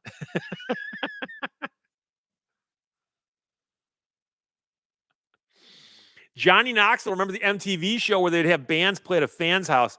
White Zombie played at some kid's house for MTV Invades Your Space. That's pretty funny.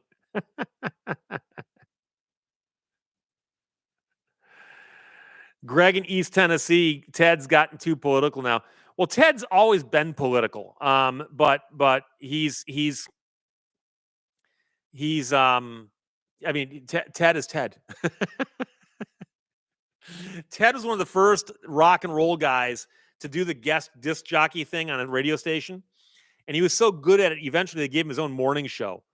And he was actually very entertaining on the radio. And occasionally he'd bring in his guitar and he'd also invite people to call in. And so some guy would call in who played the drums, and another guy would call in who played the bass. And Ted would jam with them live on the radio. Somehow it worked. It was the weirdest thing. Mark Miller's not a Nugent fan. Not everybody's got to like everybody. I actually like his early stuff. And in fact, some of his early stuff, he wasn't singing. He had a guy, Derek St. James, who was the vocalist, who sang a lot of his early stuff. But his first album was called Ted Nugent.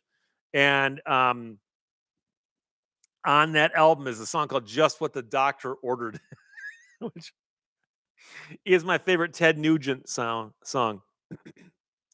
Rocket Pack's loudest event I've been to was Monster Jam at the HHH Metrodome. Mark Miller disco is dead. Thank God. Johnny Fever.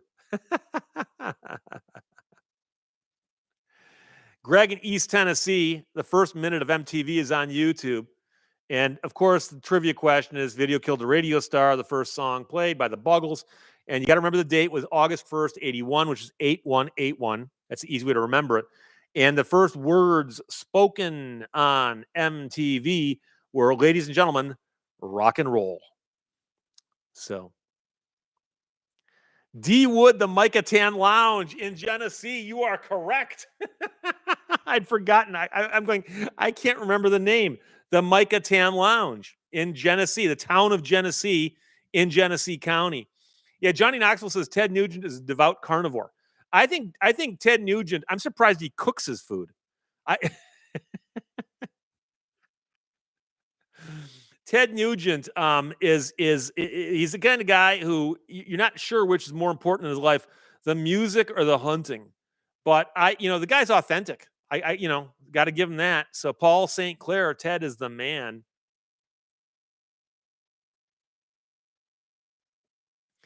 Greg in East Tennessee says Conan O'Brien went to Ted's place because he thought he could play Nugent songs on the guitar. And here's the thing, Ted Nugent also has a distinctive sound.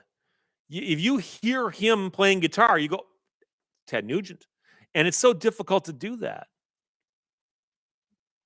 Johnny C. Bradley, don't forget Ted Nugent and the Amboy Dukes, Journey to the Center of the Mind. Very, very first song that he got radio airplay with.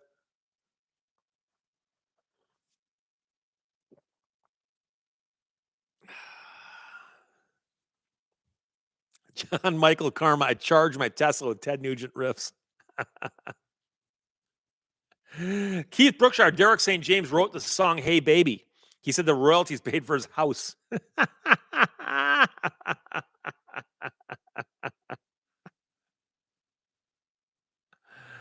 Oh boy.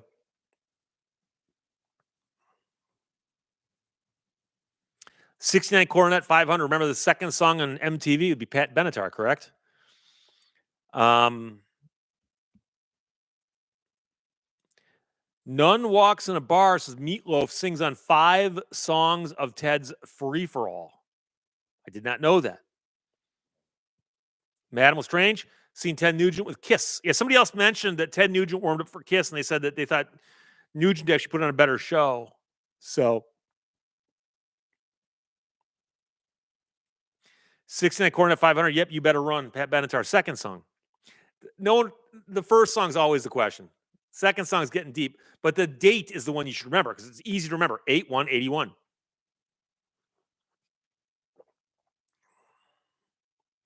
Jimmy Hoffa, it's sunny about 37F in Coldwater, Michigan, about 2 hours, give or take, southwest of me. It's 21 where I am. Coldwater is down here, getting towards the south edge of the southern peninsula, lower peninsula of Michigan.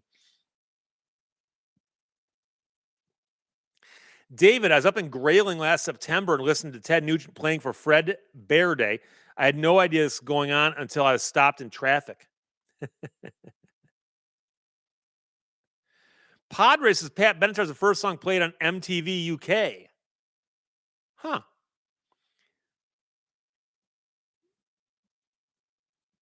Daniel Stadden reminds us of Steve Dahl's Disco Demolition, which of course was in Chicago. And if you brought a disco record that could be blown up between games, they would give you, I don't know, discount or free admission. Anyway, what happened was it turned into a riot, and the second game of the doubleheader got canceled. They had to forfeit. And the visiting team, of course, was from Detroit. And Steve Dahl, by the way, was also from Detroit. He had been in Detroit at WABX before he went to Chicago.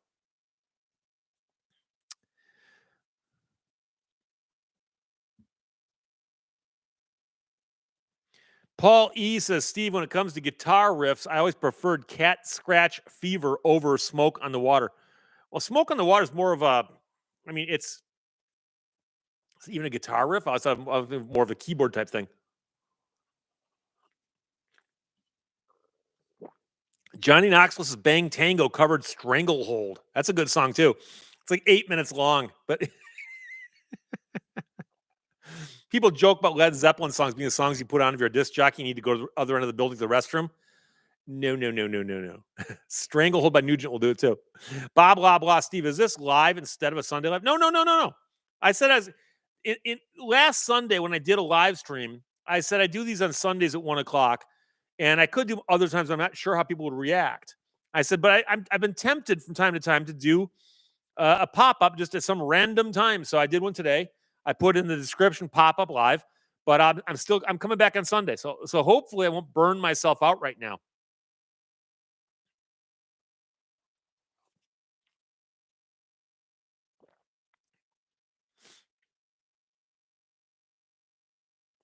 Valerie Ann.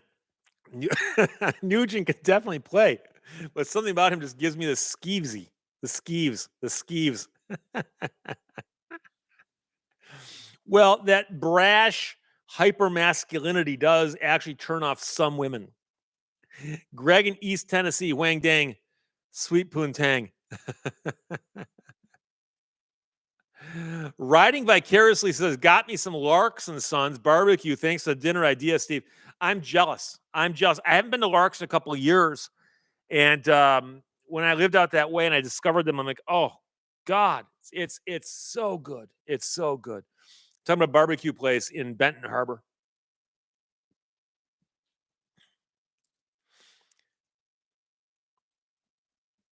Doug Jones is Alice's restaurant. If you need a bathroom break, but the problem is that people think it's Thanksgiving for some reason. Rocket Pack says the articles I've tried sending you lately are getting rejected by the spam filter. Well, if you put a body in it, like that, type something in it, It should get through. Because what happens is spam filter sees an incoming email, it's nothing but a link, it'll kick that back. But if you get something that actually gets rejected by my spam filter, send me a note right then and there and go, Steve, I just tried to send you something and it got with a message in it, and see if it gets through. Johnny Knoxville's been eating a lot of Detroit style pizza lately. I forgot what that is. The best pizza in Detroit's a place called Buddy's Pizza. I'm not sure if that's Detroit style or just the best pizza in Detroit. Pa Rump Mike's Fog Hat is appearing soon in a Vegas hotel. Weren't they known as the loudest band? I know several bands tried to claim that. Problem with Fog Hat, besides the fact that I don't know what the name means, I was never a big fan.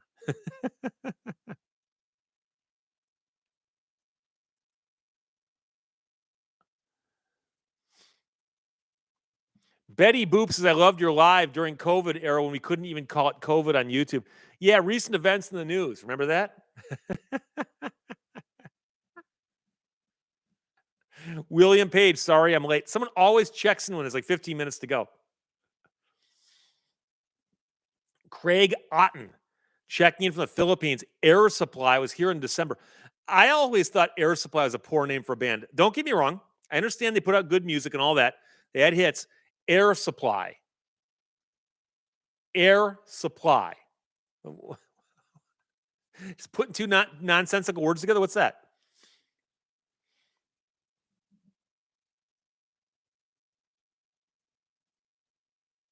Big Coppa says, I just tried to send you something. You didn't read it. Why? Because I didn't open it? If you sent it in the last hour and 45 minutes, I didn't read it because I'm talking here.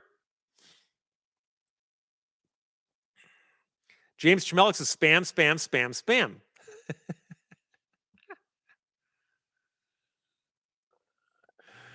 Oh boy.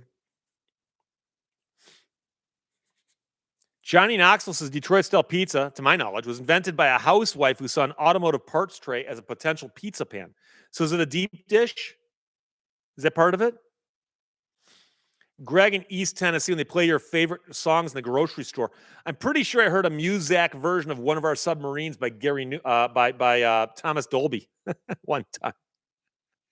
I could be wrong. Steven Seagal was born in Lansing, Michigan. Don't tell people that, please.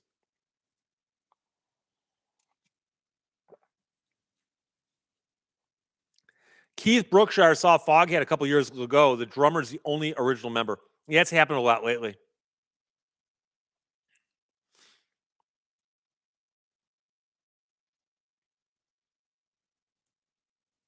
Madam Lestrange, Greg in East Tennessee. I almost had a stroke.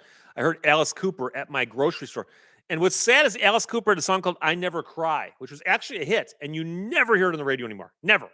They'll play 18 as school's out back to back, but they'll never play that song. People are going, wait, he had a song called what now? Greg in East Tennessee, I heard Allman Brothers and the Piggly Wiggly. Well, that's a Southern thing, right?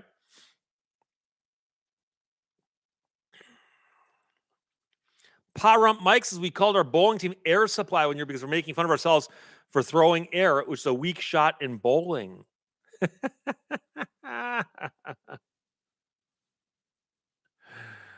Oh, boy. Padres says there are now no original members in Lynyrd Skynyrd. Well, that makes sense considering they had a plane crash and took out a few original ones, right? But Mark Miller heard Rush at the local store.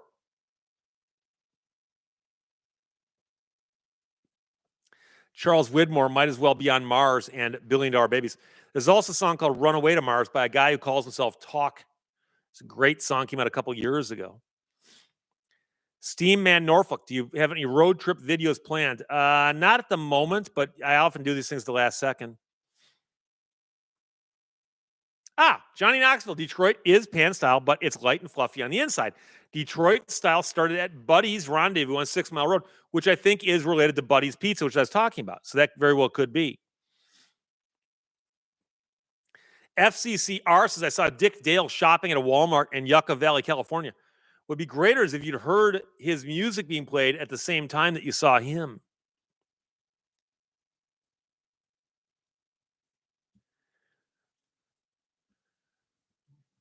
Dr. Rick, Steve, I'm out of here. Thanks so much for the surprise pop-up. Thank you for checking while you were here.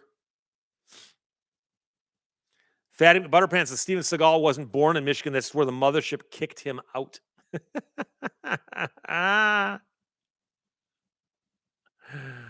Oh. Madam Lestrange must have paid for a concert, $1,000 front row seats and a meet and greet with Ozzy for a Black Sabbath concert. Met Ozzy. I think he summoned a demon.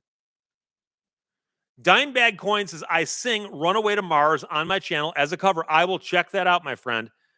I paid a bit of money to see ELO, Jeff Lynne's ELO this past year at Little Caesars Arena in Detroit. And I was in the front row. There were people in front of me, but they were in wheelchairs.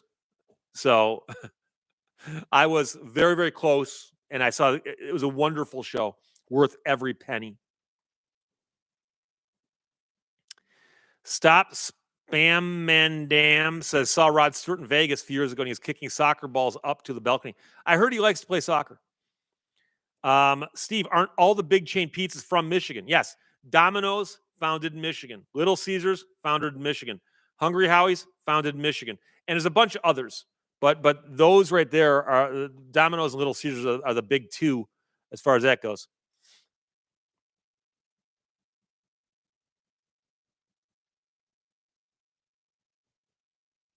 Alan Brown Sr., what is this? Friday? I guess better late than never. Ever heard of the European band Earthquake? No. But Mark Knopfler, of course, yes. But no, this is just a pop-up Friday thing we decided to do just because I was bored and I was curious to see who would show up. And we got about 350 at one point, I think. But I could be wrong about that.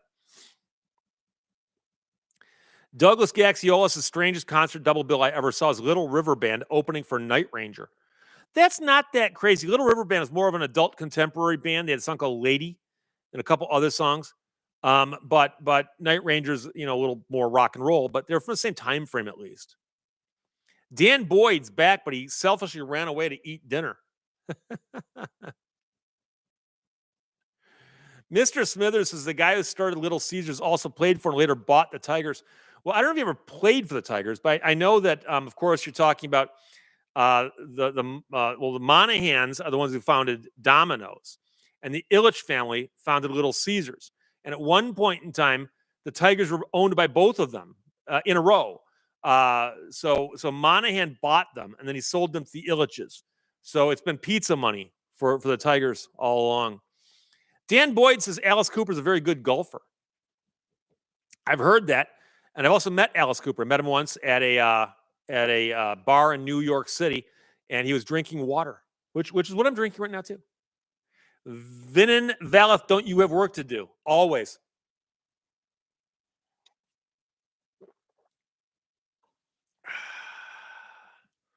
Pa-Rump Mike, will you root against Ohio State in the championship game? Of course. Actually, I'd like to see it end in a 0-0 draw. Harry Seldon, do we still get a second channel video? Oh, yeah, of course. I put that up a long time ago. Dan Boyd, Loverboy, opening up for Kansas. Yeah, Loverboy is one of those bands. I heard them a lot. Didn't really care for them. But again, I don't make fun of bands I don't like because it's taste. And if you don't like something I like, hey, we're even, Charles Widmore, telephone line, strange magic, can't get out of mad. Oh no, their show was like a greatest hits where you've heard every single song. They only did one quote unquote new song. You can go to setlist.fm and look up their playlist, and you're gonna say, oh, every single song. So, Greg in East Tennessee's got to run. It's been a pleasure meeting you, Steve. Keep up the good work.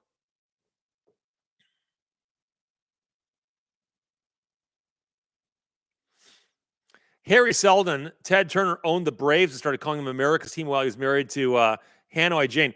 But don't forget that at the same time, he had WTBS. And WTBS was one of the first stations that started broadcasting over cable. And so if you're driving around in like South Dakota some night and you go into a bar and they got cable, they might not have anything on except for WTBS showing a baseball game. So you're going to watch it. And so there were people in other parts of the country watching the Atlanta Braves play baseball on WTBS. So, airplane mechanic, have you ever been cursed out by a client? Not that I can think of. I settle a lot of cases. My clients like that. So, Vin and Valeth, all you making me feel young with these bands being mentioned. And I'm in my 40s. Oh. Storm Ravens says Toto opening for Journey should have been reversed.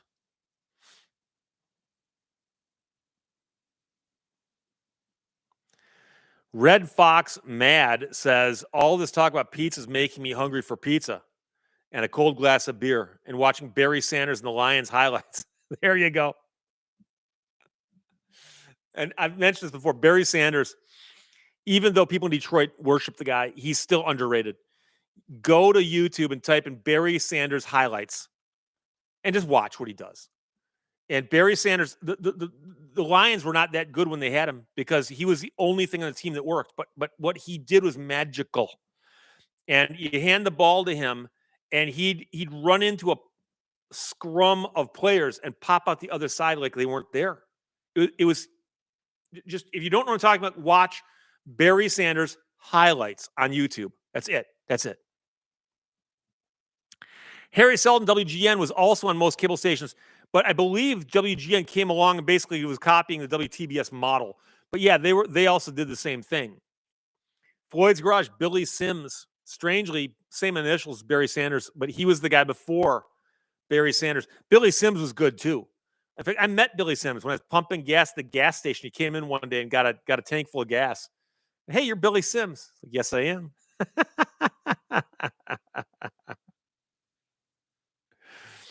Johnny Knoxville is a Buddy's Pizza in Ann Arbor. Oh, Buddy's Pizza is all over Southeast Michigan. There's one down the street from my old office in Farmington Hills. Used to go there all the time. And in fact, quite often I send my secretary and have her go pick it up. But it's a sit-down place too. It's a very, very good restaurant in terms of pizza places. There's a lot of places that have pizza that's good, but you carry it out. Or there's a sit-down places that are Italian. Buddy's might be, I guess, classified as Italian, but it's a pizza place. You go there and the pizza is good. Dan Boyd says Barry Sanders could outrun an angry Jaguar. He could run through a wall of angry Jaguars.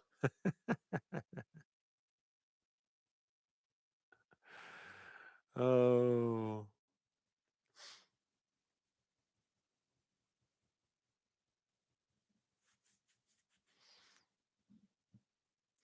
Douglas Gaxiola is speaking. The old band's first band I ever saw was the Turtles with Happy Together. They were playing a stage in Tomorrowland at Disneyland in the early 70s. Really? The Turtles were a cool band. They had a bunch of songs. Happy Together is one of them. But they also, it was Flo and Eddie were the two guys from that band who later went solo. Or not solo, a duet. I met them. They played a little club near Flint called the Russellville Ballroom. And I met them there. And they were playing songs from the Turtles and also later. But you know, a lot of very typical 60s bubblegum type music. Johnny Knoxville. Buddies on the list next time I come up to Michigan. Give me a call when you're in town, my friend. I'll buy you buddies. Craig Garbett, Finnish youth hockey team came to Marquette. They wanted pickled herring on their pizza. You have to explain to me, go, no, you're going to get what we give you. When we come to Finland, we won't ask for any crazy stuff like, I don't know, pineapple.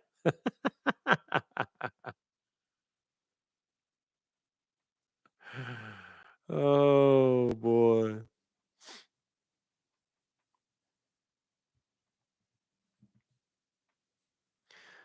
GoFi says Sanders retired at 31. Well, he probably got tired of getting beat up because he'd carry the ball 75 times a game, you know? Joking. Paul E says, yeah, they worked with Frank Zappa. Flo and Eddie did. Sub GR77 says, don't forget Mel Farr, superstar. When I think of Mel Farr, I think of a car dealership he owned. He might still own it for all I know. I sued him a bunch of times and actually got in an argument with I believe it was one of his kids who was one of his managers. I don't even want to go there. Long story. Too long to finish in 4 minutes. KC8, BDR, Waterford, Michigan, checking in. I appreciate that. Dan Boyd, that's the place to buy a car. Melfar, superstar. Johnny Knoxville, you got it. Pickled herring on pizza. Yeah, we won't do the pickled herring on the pizza, though. Paul St. Clair wanted to save the Russellville Ballroom before they tore it down. I went by it a couple years ago, and I was at the corner going, it was right around here somewhere. Did it get torn down or did it burn down? I should look that up. As I saw a bunch of shows there, I also saw Jan and Dean there, both of them. Jan, of course, had that horrible car accident. And then I also saw a couple other bands there too. But that was when I worked at a radio station called WTRX in Flint, and we used to sponsor shows there. So Mark Miller, I worked for Melfar. He bought a dealership in Colorado, but had to sell when they got caught doing wrong. Oh, really?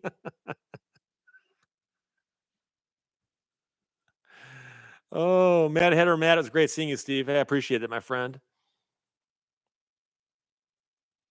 D. Wood, Allen, Yvonne, Bennett, Ford, and Flint. I'm always curious about that when there's the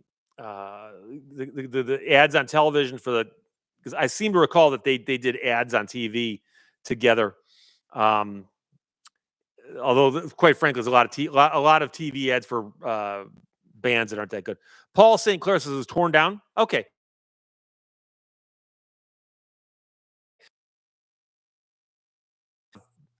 Buildings out in the middle of nowhere burned down.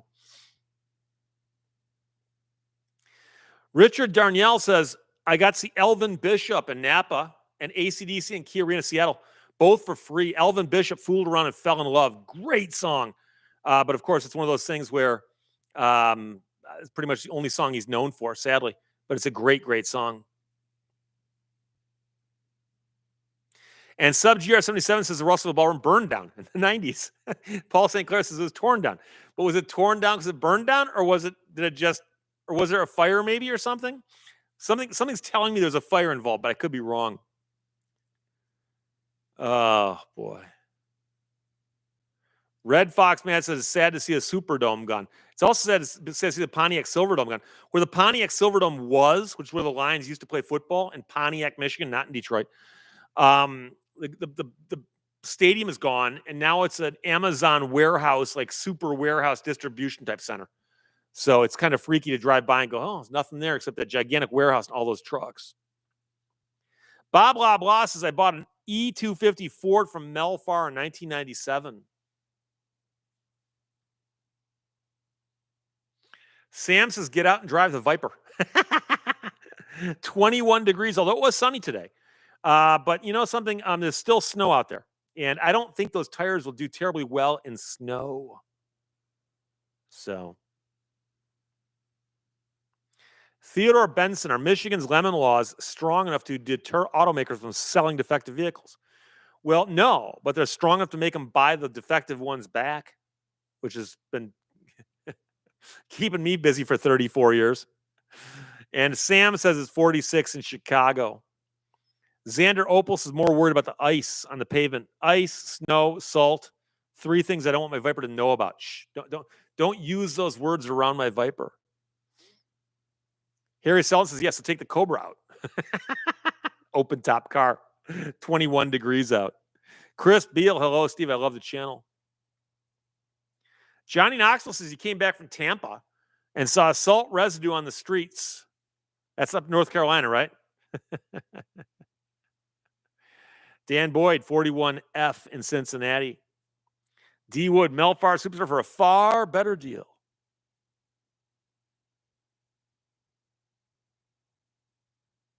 Go Fives, take the Rolls Royce out. Haven't got one. Johnny Knoxville, North Carolina.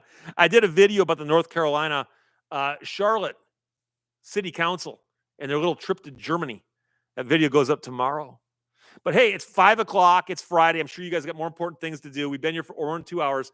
Thank you for all dropping by. I'll be doing more of these pop-ups from time to time just when the mood hits me and I got nothing else going on. But yeah, new video on the second channel tonight at 7 o'clock. This is 5+2. And of course, videos on the normal channel at normal times. Until then, behave yourself. Bye bye.